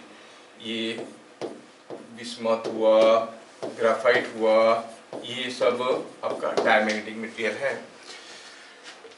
इसमें क्या होता है? Before let us go for क्या होता है, let us understand a physical phenomena. Suppose हमारे पास कोई एक रिंग है और इस रिंग में कुछ करंट है, ऑलरेडी इसमें कुछ करंट है I, और वैसा एक दूसरा रिंग है बगल में, वैसा ही एक एग्जैक्टली सेम साइज का रिंग है जिसमें सेम करंट फ्लो कर रहा है, बस फर्क ये है कि वो उल्टा डायरेक्शन में फ्लो कर रहा है, ठीक है। अब अगर ये रिंग को लाके इसके ऊपर रख देंगे तो इसका जितना मैग्नेटिक मूवमेंट होगा इसका इतना ही होगा, बट इक्वल एंड अपोजिट होगा। तो नेट मैग्नेटिक मूवमेंट क्या हो गया? Zero. Net magnetic movement zero, जबकि इंडिविजुअली जीरो नहीं है। मतलब टू इलेक्ट्रॉनिक ऑर्बिट्स अगर ऐसे कुछ एडजस्ट हो जाते हैं कि इसके सामने वो पड़ जाता है, तो इसके लिए जो मैग्नेटिक मूवमेंट बनेगा उसमें इलेक्ट्रॉन उल्टा घूम रहा होगा, तो उसमें भी मैग्नेटिक मूवमेंट वही बनेगा और अपोजिट बनेगा, कैंसिल हो सकता है। हम मॉलिक्यूलर मैग्नेट की बात कर रहे हैं, हम वो बात को समझाने की कोशिश करते हैं कि कुछ मॉलिक्यूल्स में the magnetic dipoles are arranged in such a way that the resultant magnetic dipole moment is zero, ठीक है। तो मैग्नेटिक मूवमेंट रहेगा तभी ना एक्सटर्नल फील्ड घुमाएगा, अगर मैग्नेटिक मूवमेंट नहीं है तो फिर एक्सटर्नल फील्ड क्या करेगा हम देखेंगे अभी। तो सोचो कि ऐसा दो इलेक्ट्रॉनिक ऑर्बिट्स है, इसमें इलेक्ट्रॉन ऐसे घूम रहा है तो करंट ऐसा है, इसमें इलेक्ट्रॉन ऐसे घूम रहा है तो करंट ऐसा है, और दोनों बराबर equal and opposite magnetic movement बना रहे हैं, और ये दोनों को सेम एक्सिस में सामने सामने रख दो, नेट मैग्नेटिक मूवमेंट हो गया जीरो। ओके, अब दोनों सामने सामने हैं, इमेजिन करना। मैं इसको थोड़ा सा छोटा कर देता हूं और इसके अंदर रख देता हूं ये बताने के लिए कि दोनों सामने सामने हैं। अरे रुक रे,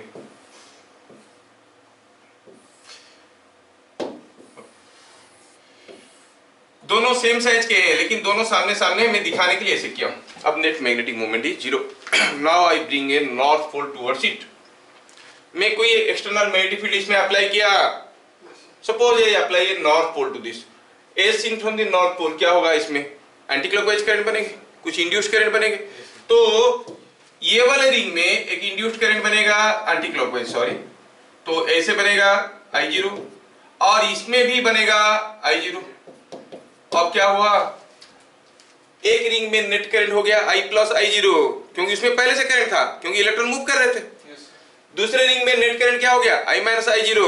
अब दोनों का मैग्नेटिक मोमेंट इक्वल नहीं हो सकते और वो दोनों एक दूसरे को कैंसिल नहीं करेंगे, और दोनों मिलके एक्सटर्नल मैग्नेटिक फील्ड को अपोज करेंगे।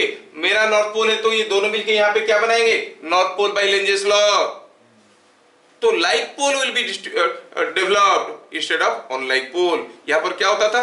पैरामैग्नेटिक और फेरोमैग्नेटिक में ऑपोजिट पोल डेवलप हो जाता था। नॉर्थ पोल पास लाओ साउथ पोल डेवलप हो जाता है, साउथ पोल पास लाओ नॉर्थ पोल डेवलप हो जाता है। यहाँ पर क्या होगा? लाइक पोल डेवलप होगा। Why? Because of existence of pair of electrons who are counterbalancing their magnetic moments. When external magnetic field is applied, they rearrange or their speeds rearrange. जिसमें current बढ़ गया उसमें क्या होगा? इलेक्ट्रॉन का speed बढ़ गया, जिसमें करंट घट गया उसमें इलेक्ट्रॉन का स्पीड घट गया, है कि नहीं? तो accordingly they rearrange their speeds in such a way that they produce a effective magnetic moment in opposition to the external magnetic field. मतलब अगर इस किस्म की मटेरियल को आपने किसी मैग्नेट के पास लाया तो ये इधर को उल्टा डेवलप करेगा मैग्नेटिक फील्ड।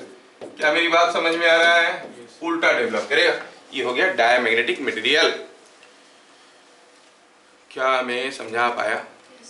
हाँ, with the help of Lenz's law. तो क्या लिखेंगे?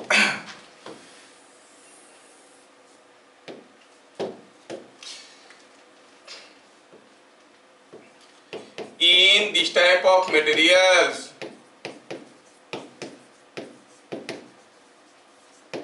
this type of materials. The dipole moment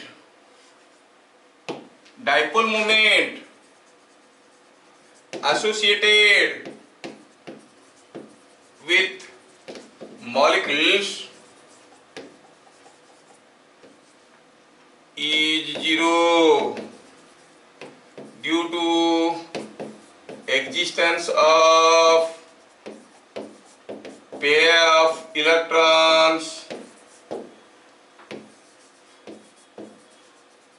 with equal and opposite magnetic moment.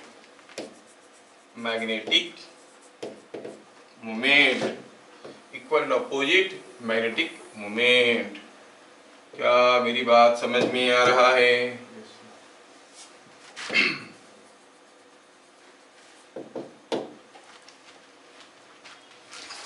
समझ में? When exposed to external magnetic field,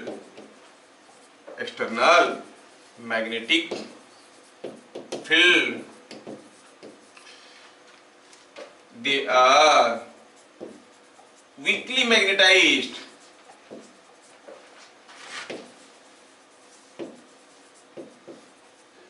in opposite direction of magnetic field of external magnetic field. क्या मेरी बात समझ में आ रहा है?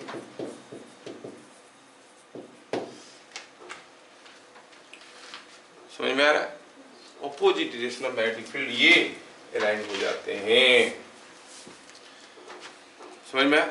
हाँ, तो बीट नंबर ये था। बीट नंबर बी में क्या लिखेंगे?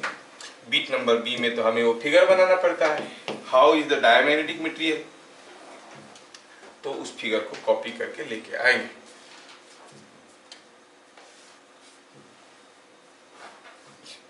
Yes, I want to see this figure. Board वालों के लिए ये आर्टिकल का ये सबसे इंपॉर्टेंट क्वेश्चन है। Draw the magnetic field lines associated with ferromagnetic, paramagnetic and diamagnetic materials. बस हो गया, 2 मार्क या 3 मार्क ड्रॉ करने के लिए। सीबीएसई वाले ग्राफिकल क्वेश्चन ज्यादा पूछते हैं, तो फिगर ड्रॉ करना है, प्रॉपर्ली करना है। कंपेयर करने के लिए सब में बराबर तो दिखाना है, इसमें भी 5, इसमें भी 5, तो हर एक में 5-5 दिखाना है। इसमें 3 घुसा, उसमें 2 घुसा, उसमें 1 घुसा, ऐसे करके दिखाना। Copy copy, yes.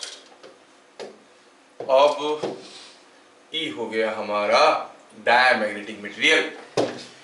इस किस्म की मटेरियल में बढ़िया से दिखाना फिगर। ये जो मैग्नेटिक डाइपोल्स है वो कैसे हैं? उल्टे हैं। मैं यहाँ पे एक छोटा सा गड़बड़ कर दिया हूं जो मेरे को अभी याद आया। वो गड़बड़ ये है, जब मैं तीनों फिगर को कंपेयर करने के लिए फिगर बना रहा हूं, सॉरी थोड़ा सा वापस चलेंगे हम लोग। कंपेयर करने के लिए बना रहा हूं, हम लोग क्या बनाए थे? ये फेरोमैग्नेटिक था।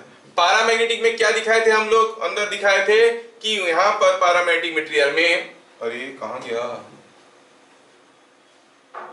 पैरामैग्नेटिक मटेरियल में ऐसे 5-6 ठो दिखा दिए थे मैग्नेटिक डाइपोल। जब हम फेरोमैग्नेटिक की बात करेंगे तो फिगर में ये दिखाना है, क्या बताओ? ढेर सारा मैग्नेटिक डाइपोल दिखा देना उसके अंदर, ताकि पता चले कि ये फेरोमैग्नेटिक है, क्योंकि हम कंपैरेटिवली बना रहे हैं ना फिगर। बात समझ में आया? कि इसमें ढेर सारा बना देना ताकि लगेगा कि ये स्ट्रांगली मैग्नेटाइज हुआ है। समझ में आ रहा ना? अब जब हम डायमैग्नेटिक की बात करेंगे तो हम क्या करेंगे? इसमें फिर से पैरामैग्नेटिक जैसे थोड़ा सा दिखा देंगे और कहेंगे ये डायमैग्नेटिक है। समझ में आया? डायमैग्नेटिक है। हाँ, क्या बोल रहे हो? हाँ नहीं, सेट कर रहे थे, खत्म कर किया हम, कहानी खत्म नहीं हुआ। अब मैं क्या कर रहा हूं, यहाँ पर उल्टा बनेगा पोल। खत्म नहीं हुआ है कहानी, कहानी तो अब बाकी है। अब ये बन गया नॉर्थ पोल के सामने नॉर्थ पोल और साउथ पोल के सामने साउथ पोल। थोड़ा सा इसको ऐसे बनाते हैं, नॉर्थ पोल को लाके यहाँ पे रखो, साउथ पोल को लाके यहाँ पे रखो। आप देखोगे ये जो आपकी मैग्नेटिक लाइंस ऑफ फ्लक्स है वो ऐसे निकल जाएंगे, ये ऐसे निकल जाएंगे, क्योंकि नॉर्थ पोल से निकलेगा तो फिर नॉर्थ पोल में कैसे घुस सकता है, ये ऐसे निकल जाएंगे, ये ऐसे निकल जाएंगे, कहाँ भाग गया, ऐसे करके डिफरेंट लाइंस ऑफ फ्लक्स, समझ रहे हो। और ये बेचारा को रास्ता ना इधर जाएगा इधर जाएगा, देखते देखते बीच में घुस जाएगा, ये एक्सीडेंट हो जाएगा इसका, है ना। इसके इधर वाला दोस्त इधर भाग गया, इधर वाला दोस्त इधर भाग गया, इसके साथ जाएंगे इसके साथ जाएंगे, सोचा कुछ नहीं मिला, बीच में घुस गया, है ना। तो एक दो ठो बीच में जाएगा, ये नहीं कि अंदर कुछ नहीं जाएगा, जाएगा। तो ये जो हम फिगर अभी बनाए ये हो गया मैग्नेटिक लाइंस ऑफ फ्लक्स और डायामैग्नेटिक मटेरियल्स। क्या बात समझ में आया? ये फिगर ड्रॉ करना आपको सीखना चाहिए, जानना चाहिए कैसे होता है। और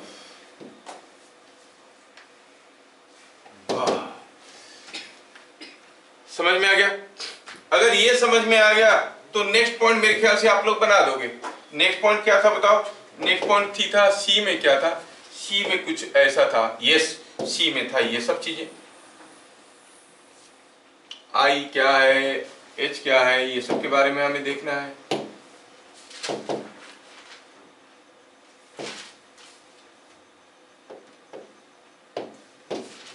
ई हो गया ऑप्शन सी। हाँ, आई के बारे में क्या कहोगे? स्मॉल है कि लार्ज है? स्मॉल है। Is it having magnetizing in the direction of magnetic field? No. So it is small negative. Small negative. B क्या है? B is H plus I. I negative है तो B is slightly less than H. समझ में आ रहा है क्या? है ना? अच्छा, I क्या हो जाएगा? Psi is small negative. Susceptibility is small negative, क्योंकि जिस डायरेक्शन में मैग्नेटिक फील्ड दोगे उसके उल्टे डायरेक्शन में मैग्नेटाइज होगा ये। म्यू आर क्या है? B by H, which is B is less than H, तो it is less than 1 और slightly less than 1।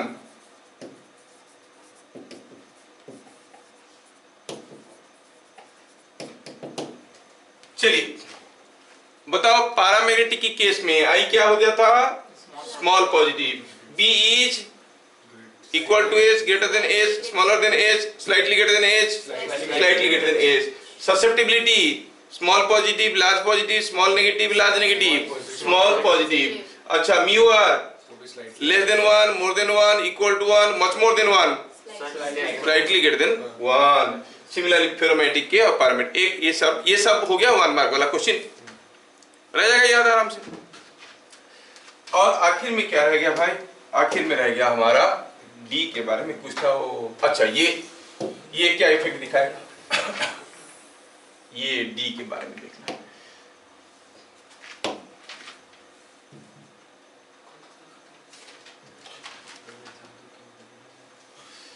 ये जो डी है, हाँ, when such a bar is exposed to external magnetic field, ये कोई एक डायमैग्नेटिक मटेरियल की बार है, मैं इसे झूल रहा था, एक्सटर्नल मैग्नेटिक फील्ड लगा दिया, तो जैसे मैं लगाया नॉर्थ पोल, यहाँ पे क्या बना? नॉर्थ पोल की south pole?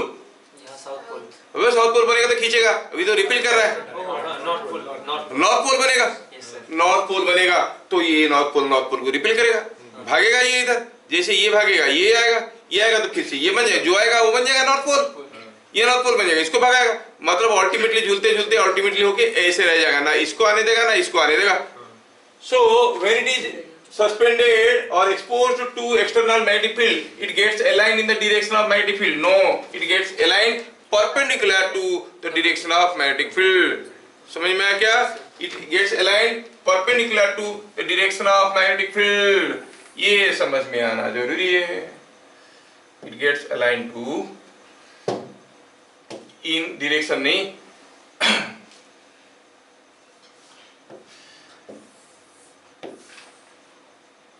gets aligned perpendicular to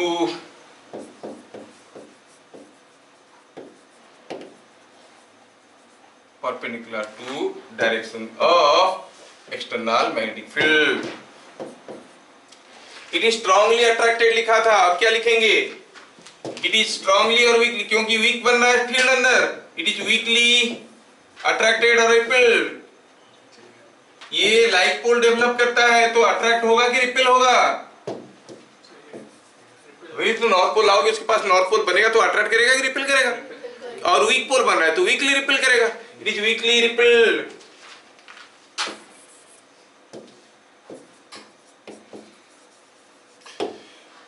period of oscillation क्या होगा? स्मॉल की लार्ज, क्योंकि ये धीरे धीरे ऑसिलेट करेगा, क्योंकि टॉर्क काफी कम है. Period of oscillation is large, क्योंकि धीरे धीरे ऑसिलेट करेगा, because the torque is small. समझ में आया क्या?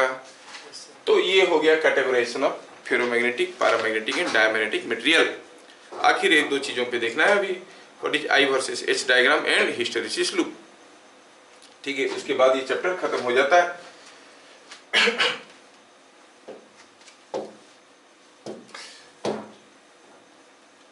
I versus H diagram.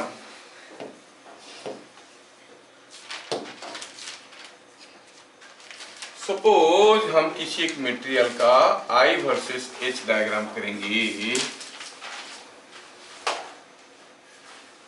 मान लो कि I है, ये H है. H क्या है? H is external field. I क्या है? Intensity of magnetisation.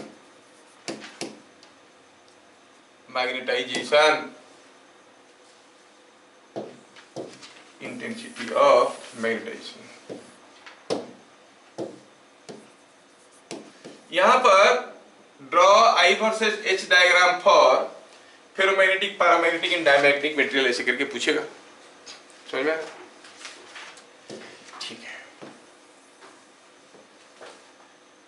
बोर्ड की नजरिया से दे रहे और ऐसे इंट्रांस वाले भी दे देंगे ग्राफ. किसी एक मटेरियल को जब हम एक्सटर्नल मैग्नेटिक फील्ड अप्लाई करते हैं, अगर उसका ससेप्टिबिलिटी हाई है तो वो स्ट्रांगली मैग्नेटाइज हो जाएगा, लो है तो वीकली मैग्नेटाइज होगा. पैरामैग्नेटिक वीक है ससेप्टिबिलिटी तो वो वीकली मैग्नेटाइज होगा, डायमैग्नेटिक वीकली मैग्नेटाइज होगा, और ये आपका फेरोमैग्नेटिक स्ट्रांगली मैग्नेटाइज होगा. मतलब अगर हम कहेंगे कि थोड़ा सा कुछ मैग्नेटिक फील्ड दिए, इतना magnetic field H external field, इतना मैग्नीट्यूड का मैग्नेटिक फील्ड दिए, तो intensity of magnetisation will be more in A ferromagnetic, less in A paramagnetic and negative in A diamagnetic. तो आपको हो गए फेरोमैग्नेटिक के लिए मान लो ये हो गया इंटेंसिटी ऑफ मैग्नेटाइजेशन, तो पैरामैग्नेटिक के लिए थोड़ा सा कुछ होगा ऐसे. समझ में आ रहा है क्या? तो अगर हम ऐसे I को बढ़ाते जाएंगे, H को बढ़ाते जाएंगे, आप देखोगे ये ग्राफ जो है कुछ ऐसे जा रहा है, और इसका केस में ये ग्राफ कुछ ऐसे जा रहा है. But you will see after some time the graph becomes horizontal or parallel to H axis. You say the graph is saturated. Saturated मतलब जैसे जैसे आप वीक स्ट्रॉन्ग फील्ड देने लगे, अंदर जो मैग्नेटिक डाइपोल्स थे घूम के अलाइन होने लगे. नहीं, और ये हो गया कोई एक मटेरियल. अब इसके अंदर रेंडमली बहुत सारे पड़े हुए थे, यहाँ बाहर से कोई फ्लक्स आया नॉर्थ पोल से निकल के, जैसे मुड़ के ऐसे रह गया, उसको साउथ पोल मिला तो यही खत्म हो गया. रीडिंग तो फिर इसको अफेक्ट करने वाला कोई दूसरा लाइन से फ्लक्स है ही नहीं, वो तो आया यहाँ पे खत्म हो गया. रीडिंग तो अभी अगर मैं बाहर से और फील्ड भेजूंगा तो और अलाइनमेंट होने लगेंगे. जितना स्ट्रॉन्ग एज उतनी ज्यादा मूवमेंट डेवलप होगा, लेकिन एक पर्टिकुलर समय के बाद जब सारे हो गए, अब जितना भी लगाओ और कहां से होगा, कितना भी एच बढ़ाओ और I नहीं बढ़ने वाला.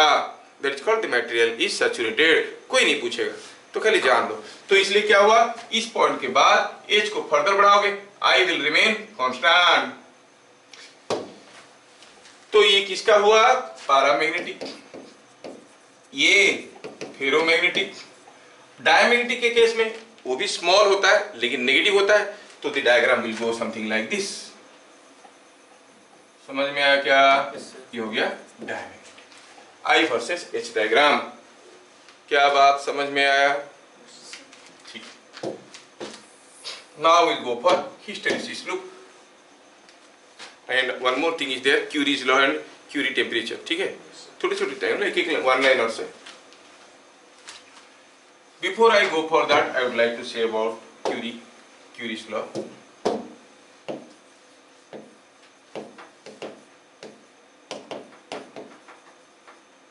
अब क्या है कि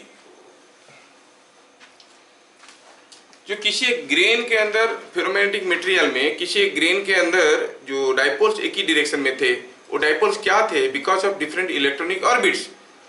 अभी अगर किसी मटेरियल को गर्म करते हैं तो क्या होता है? Electrons get excited and because of this thermal agitation उनका मैग्नेटिक मूवमेंट गड़बड़ा जाता है। ठीक है, आप ये राउरकेला स्टील प्लांट है और सेल का जितने सारे प्लांट है उसमें भी फेमस है राउरकेला, इसलिए वो बनाता है CRGO steels, cold rolled grain oriented. यहाँ पर कोल्ड रोलिंग मिल है, हॉट रोलिंग मिल है, नाम सुने होंगे प्लांट के अंदर है।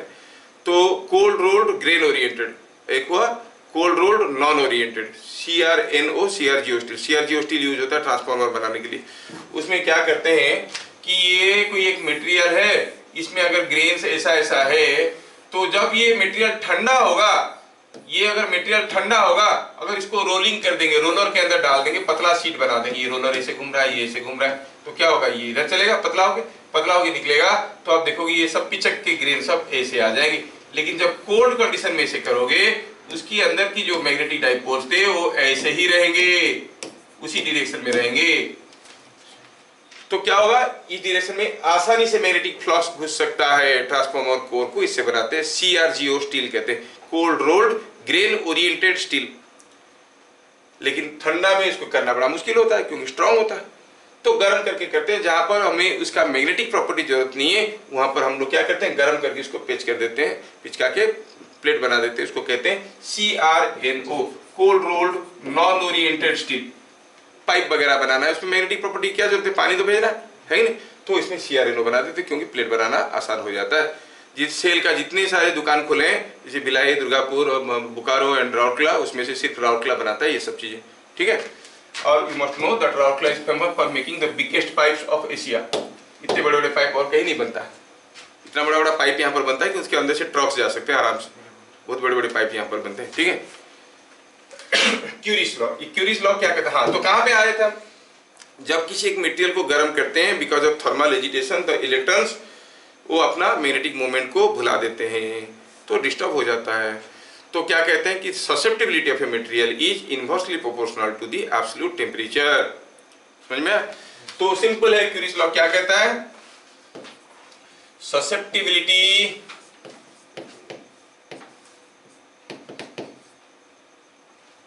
of magnetic material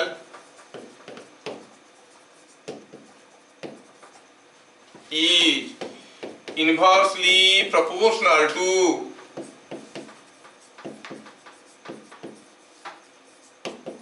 the absolute temperature। क्या मतलब, क्या मजा आता है? इसी को बार बार पूछते हैं, कुछ नहीं है, देखो इतना ही है ना, कोई फॉर्मूला ना कुछ कहानी। बोला है susceptibility this is proportional to, हाँ ध्यान रखना है कि एब्सोल्यूट टेम्परेचर है, और इसको क्या लिखना है? इसको ऐसे लिखते हैं, इससे मतलब ये होता है कि ससेप्टिबिलिटी इज C/T। अब C क्या है? Curies constant. अब क्यूरी लिखे तो क्यूरीज कांस्टेंट होगा ही, खत्म curies law.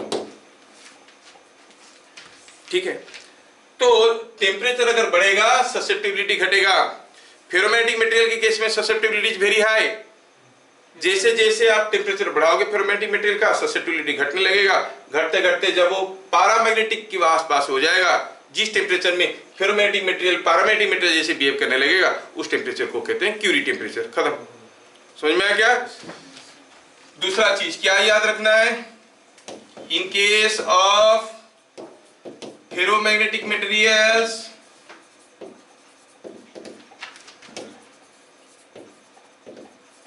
with increase in temperature the susceptibility decreases.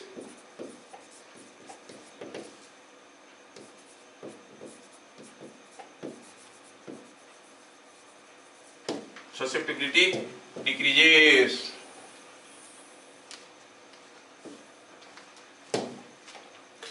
In case of ferromantic, susceptibility decreases. The temperature at which a ferromagnetic material behaves as a paramagnetic material. The temperature at which a ferromagnetic material behaves as a paramagnetic material is called Curie's temperature.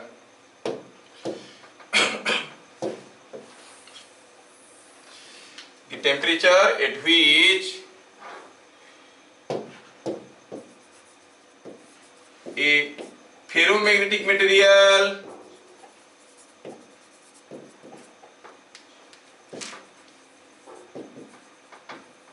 behaves as paramagnetic,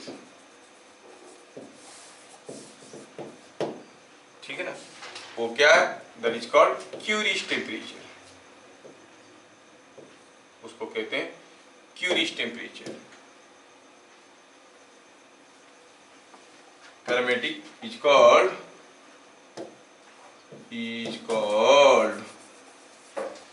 curies temperature. One mark question के लिए कुछ नहीं है, देखो, is called Curie temperature.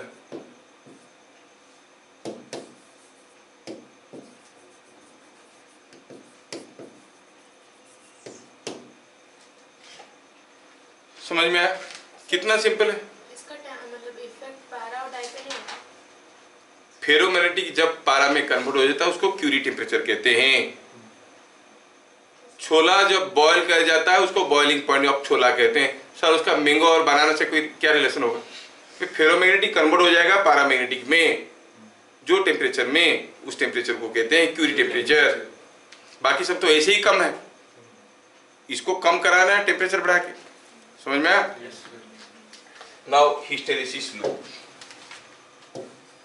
Last item पेश कर रहे हैं, थोड़ा खुश हो जाओ कि खत्म होने वाला है.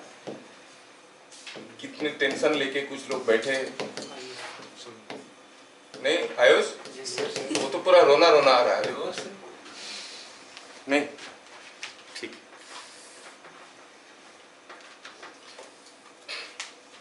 नेक्स्ट क्लास नया चैप्टर पढ़ाएंगे, वेब ऑप्टिक्स पढ़ाएंगे. जो कहोगे तुम, जो पसंद है वही पढ़ाएंगे.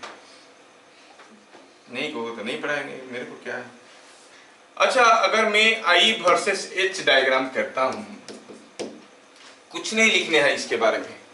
डोंट राइट ऐसे, बहुत बड़ा ऐसे बनेगा, लिखेंगे what is this diagram, how is the diagram, खाली इतना बनाना है, ठीक है. और डिफरेंट पॉइंट्स को लेबल्ड हिस्टेरिसिस डायग्राम ये करना है खाली, ठीक है. किसी एक मटेरियल के क्रॉस में अगर हम एच को बढ़ाएंगे तो धीरे धीरे धीरे धीरे धीरे आई बढ़ने लगेगा, बढ़ने लगेगा, बढ़ने लगेगा, बढ़ने लगेगा. फिर क्या होगा? सैचुरेट हो जाएगा. तो क्या लिखना है? सैचुरेशन हो गया. ठीक है. सारा का सारा मैग्नेटिक डाइपोल्स एक डायरेक्शन में अलाइन हो गए. अभी एच को अगर फिर से घटाओगे तो, सर एच को बढ़ाते कैसे, घटाते कैसे? वो सो सिंपल है. यू टेक ए इलेक्ट्रोमैग्नेट, और ये हो गया जिस मटेरियल का आप टेस्ट करना चाहते हो, जिस मटेरियल का, ये आप धीरे धीरे करंट को बढ़ाओगे तो पोल स्ट्रेंथ बढ़ेगा, फिर करंट को घटाओगे तो पोल स्ट्रेंथ घटेगा. करंट को उल्टा कर दोगे तो पोल उल्टा हो जाएगा. आप कुछ भी कर सकते हो. नहीं, अगर आप यहाँ पर एसी लगा दो तो ऑल्टरनेटिव मैग्नेटिक फील्ड होगा, मतलब कभी नॉर्थ पोल, कभी south pole, north pole, south pole, north pole, ये कंटिन्यूसली बदलेगा. तो कहने का मतलब है कि अगर हम मैग्नेटिक फील्ड को एच को घटाएंगे तो होगा क्या कि ये जो मटेरियल है इसके अंदर हुआ क्या था? इसके अंदर हुआ यूं था कि जब हम मैग्नेटाइज किए सारा ऐसे डाइपोल्स रह गए थे, है ना. तो जब एच घटाओगे क्या होगा? ये नॉर्थ पोल है, ये भी नॉर्थ पोल है, पास पास है, रिपेल कर रहे हैं, ये भी नॉर्थ पोल है. सोचो इन तीनों के बारे में. Think about this three. पहला तीन, ये नॉर्थ नॉर्थ नॉर्थ, तो जब रिपल्सन होगा ये इसको ढकेलेगा, ये इसको ढकेलेगा, लेकिन ये इसके ऊपर नेट फोर्स क्या होगा? 0। तो ये थोड़ा भाग जाएगा, ये थोड़ा भाग जाएगा, ये लेकिन ऐसे रह जाएगा। मतलब मैग्नेटिक फील्ड घटाने के बाद भी कुछ मैग्नेटिक फील्ड इसके अंदर रह जाएगा। ये जैसे लोहे को हम किसी मैग्नेट के पास रखते हैं तो मैग्नेटाइज हो जाते हैं, अगर मैग्नेट को हटा लेंगे उसके बाद भी इसके अंदर कुछ मैग्नेटिक प्रॉपर्टी बरकरार रह जाएगा, क्योंकि कुछ डाइपोल अलाइंड पोजीशन में रह जाएंगे। क्या मेरी बात समझ में आ रहा है? हाँ, तो हुआ क्या कि अगर हम एच को घटाएंगे, आई घटेगा, बट वैसे नहीं जैसे बढ़ते वक्त बढ़ रहा था, अब घटेगा तो ये कुछ दूसरा रास्ता फॉलो करेगा। तो ये फिगर को मैं मिटाता हूँ, ये बड़ा कंफ्यूजिंग है तुम लोगों के लिए। खाली जान लो, कोई नहीं पूछेगा तुम लोगों को कि क्यों हो रहा है, बताओ। मैं तो इसलिए बताता रहा हूँ, बाई चांस कोई अगर बड़ा होकर फिजिक्स टीचर बनेगा, सर कुछ भी बनेंगे, फिजिक्स नहीं बनेंगे। कल कोई बोल रहा था कि टीचर बनेंगे और वो भी फिजिक्स टीचर। कौन था रे? कौन था जो बोल रहा था कि मैं बड़ा होकर फिजिक्स टीचर बनना चाहता हूँ? रोशन?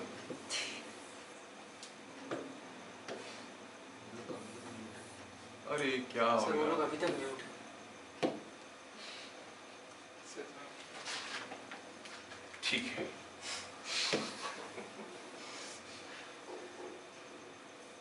अभी तक ये लोग म्यूट है। ऐसा एक लड़का था, किसी उसका बेस्ट फ्रेंड को डेली क्यूट क्यूट लिखता था और उसको इंग्लिश नहीं आता था। वो सोचता था कि मेरे को कुत्ते कुत्ते लिख रहा है, डेली कुत्ते कुत्ते लिख रहा है। उसका दोस्ती टूट गया, उसका ब्रेकअप हो गया उसके साथ। ये लोग ऐसे म्यूट म्यूट लिख के तब से बैठे हैं। हम लोग क्या पढ़ेंगे इसको? अब से म्यूट करके छोड़े। तुम लोग आज अनम्यूट नहीं हुआ। तो अभी अगर मैं एच को घटाता हूं तो ये आई तो घटेगा, और लेकिन उस रास्ते में नहीं, कुछ दूसरा रास्ते में घटेगा। मतलब जब एच को 0 कर दिया तब भी कुछ मैग्नेटिक फील्ड रह गया है अंदर, समझ में आ रहा है? और जो अंदर का मैग्नेटिक फील्ड है वो क्या है? B = I + H होता था। अब H 0 है, जो भी है मैग्नेटिक फील्ड वही B है। समझ में आ रहा है क्या? लिखो मत, बड़ा कंफ्यूजन होगा तुम लोग का। कुछ मैग्नेटिक फील्ड अंदर रह गया। अभी अगर हम चाहते हैं कि नहीं अंदर जो मैग्नेटिक फील्ड है उसको 0 करना है, नॉलिफाई करना है, तो आपको फिर उल्टा मैग्नेटिक फील्ड लगाना पड़ेगा। सो आप उल्टा मैग्नेटिक फील्ड लगाए, ऐसे उल्टा मैग्नेटिक फील्ड लगाए तो कुछ समय के बाद पता चला कि ये 0 हो गया। फिर से अगर आप मैग्नेटिक फील्ड को H को उल्टे डायरेक्शन में बढ़ाने लगे तो फिर से ये बढ़ेगा, फिर से सैचुरेशन, फिर से वही कहानी, मेरी जुबानी गया ऐश। So it now keeps on moving. ये लाइन पे कभी वापस नहीं आएगा। Continuously if you go on changing the external magnetic field, now you will roam on this line. You will never go to this line again. ये जो loop बन गया उसको कहते हैं हिस्टेरेसिस लूप। समझ में आया? लेबल्ड हिस्टेरेसिस लूप करना है तो हमें कुछ पॉइंट्स को समझाना है। कुछ पॉइंट्स को समझाना है। क्या है वो पॉइंट्स? चलिए, इस पॉइंट को कहते हैं O, इस पॉइंट को कहते हैं A, इस पॉइंट को कहते हैं B, इस पॉइंट को कहते हैं C, and similar things this side also. तो लूप में OA क्या है? I versus H diagram till saturation, बस ऐसे लिखना है, ठीक है। B क्या है? B इज, ये I का वैल्यू है, इट इज रेसिडुअल, इसका नाम क्या है? इरिटेंटिविटी, नाम है इरिटेंटिविटी। क्या है ये? Residual magnetic field. बस यही पूछते हैं, what is called the residual magnetic field in a material when there is no external magnetic field is there। बिना एक्सटर्नल मैग्नेटिक फील्ड के भी उसके अंदर जो मैग्नेटिक फील्ड रहता है उसको क्या कहते हैं? क्या कहते हैं? इरिटेंटिविटी। समझ में आया क्या? Residual magnetic field in material when H is 0। समझ में आया क्या? इसको क्या कहते हैं? रिटेंटिविटी। ये H क्या है? H पॉइंट क्या है? C क्या है? C is reversed magnetic field, और इसको कहते हैं कोएर्सिव फोर्स। कोएर्सिव फोर्स क्या है? It is a reverse magnetic field required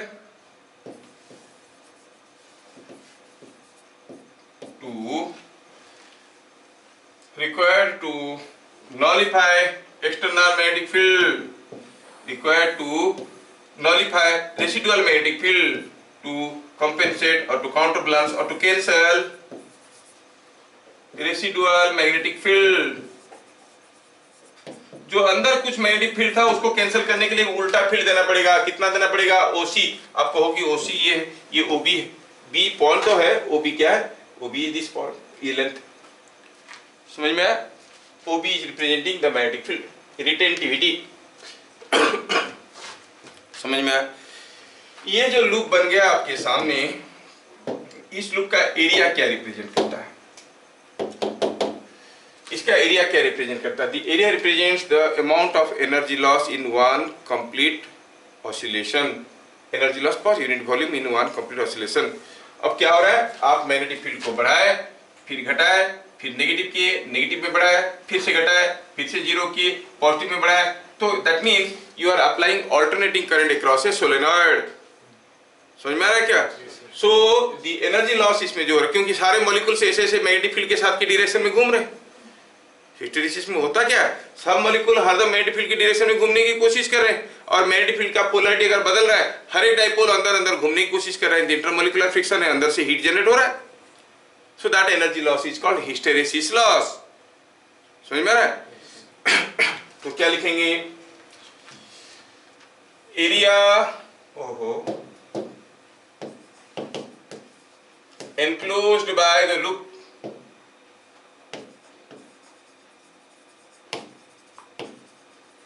represents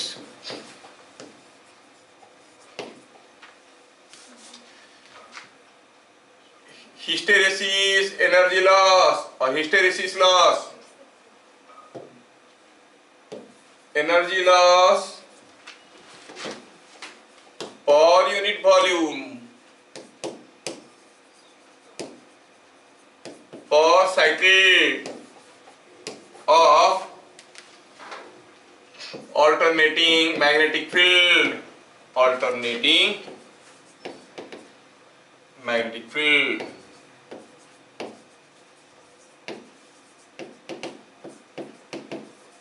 and कैसे रिप्रेजेंट करता है एरिया? इसको कहते हैं स्टेनमेज इक्वेशन कहते हैं। वो नहीं चाहिए तुम लोग, इंजीनियरिंग पढ़ोगे तो बाई चांस में उसमें पढ़ोगे ये सब चीजें। तो ये जो हिस्टेरिसिस लॉस के बारे में पढ़े, इतना सारा चीज था। हिस्टेरिसिस लॉस क्या है? ड्यू टू हिस्टेरिसिस जो लॉस होता है when a magnetic material is exposed to external magnetic field that too of alternating nature। तो हिस्टेरिसिस लॉस कब होता है? this loss is called hysteresis loss. ये हिस्टेरिसिस लॉस कब होता है? कब होता है? When a magnetic material is exposed to an alternating magnetic field। DC में नहीं होगा, क्योंकि एक ही डायरेक्शन में रह जाएगा, अलाइन होके घूमेगा फिरेगा, तब ना इंटरनल फ्रिक्शन होगा और हीट होगा, है कि नहीं? तो आप कहोगे ये एसी में होता है। तो ये पूरे के पूरे जो आर्टिकल हम लोग अभी देखे हिस्टेरिसिस लॉस, उसमें आपको क्या याद रखना है? हिस्टेरिसिस लॉस एसी में होता है कि डीसी में होता है? तीन स्टेटमेंट याद रखना। दूसरा है what is the retentivity, what you mean by retentivity, what is coercive force, और डायग्राम कैसे बनता है। खत्म है। बाकी जो लिटरेचर लिखे वो कुछ नहीं चाहिए तुम लोगों को, कोई नहीं पूछेगा व्हाई हाउ व्हेन, ठीक है। लेकिन इसके ऊपर सबसे इंपॉर्टेंट क्वेश्चन ये आता है कि आपको वो बोलेंगे ड्रॉ करो hysteresis loop for cast iron and steel. ये दो अलग अलग मटेरियल के लिए आप ड्रॉ करके दिखाओ हिस्टेरिसिस लूप। कास्ट आयरन मतलब सॉफ्ट आयरन, कास्ट आयरन मतलब आयरन मेल्ट करने के बाद डाई में डाल दिए, ठीक है, तो वहीं पे ठंडा हो गया, सॉफ्ट है, उसको कंप्रेस नहीं किया गया, तो सॉफ्ट आयरन है, तो कास्ट आयरन कहते हैं। और स्टील 5 to 7% कार्बन डाल के उसको स्ट्रॉन्ग बना देते हैं, स्टेनलेस स्टील बनाते हैं। तो अब I वर्सेस H डायग्राम अगर बनाएंगे हम स्टील के लिए, तो ये डायग्राम कुछ ऐसा होता है, मोटा सा ऐसा। ये स्टील के लिए होता है। किसके लिए होता है? स्टील के लिए। और कास्ट आयरन के लिए, कास्ट आयरन के लिए कुछ ऐसा होता है।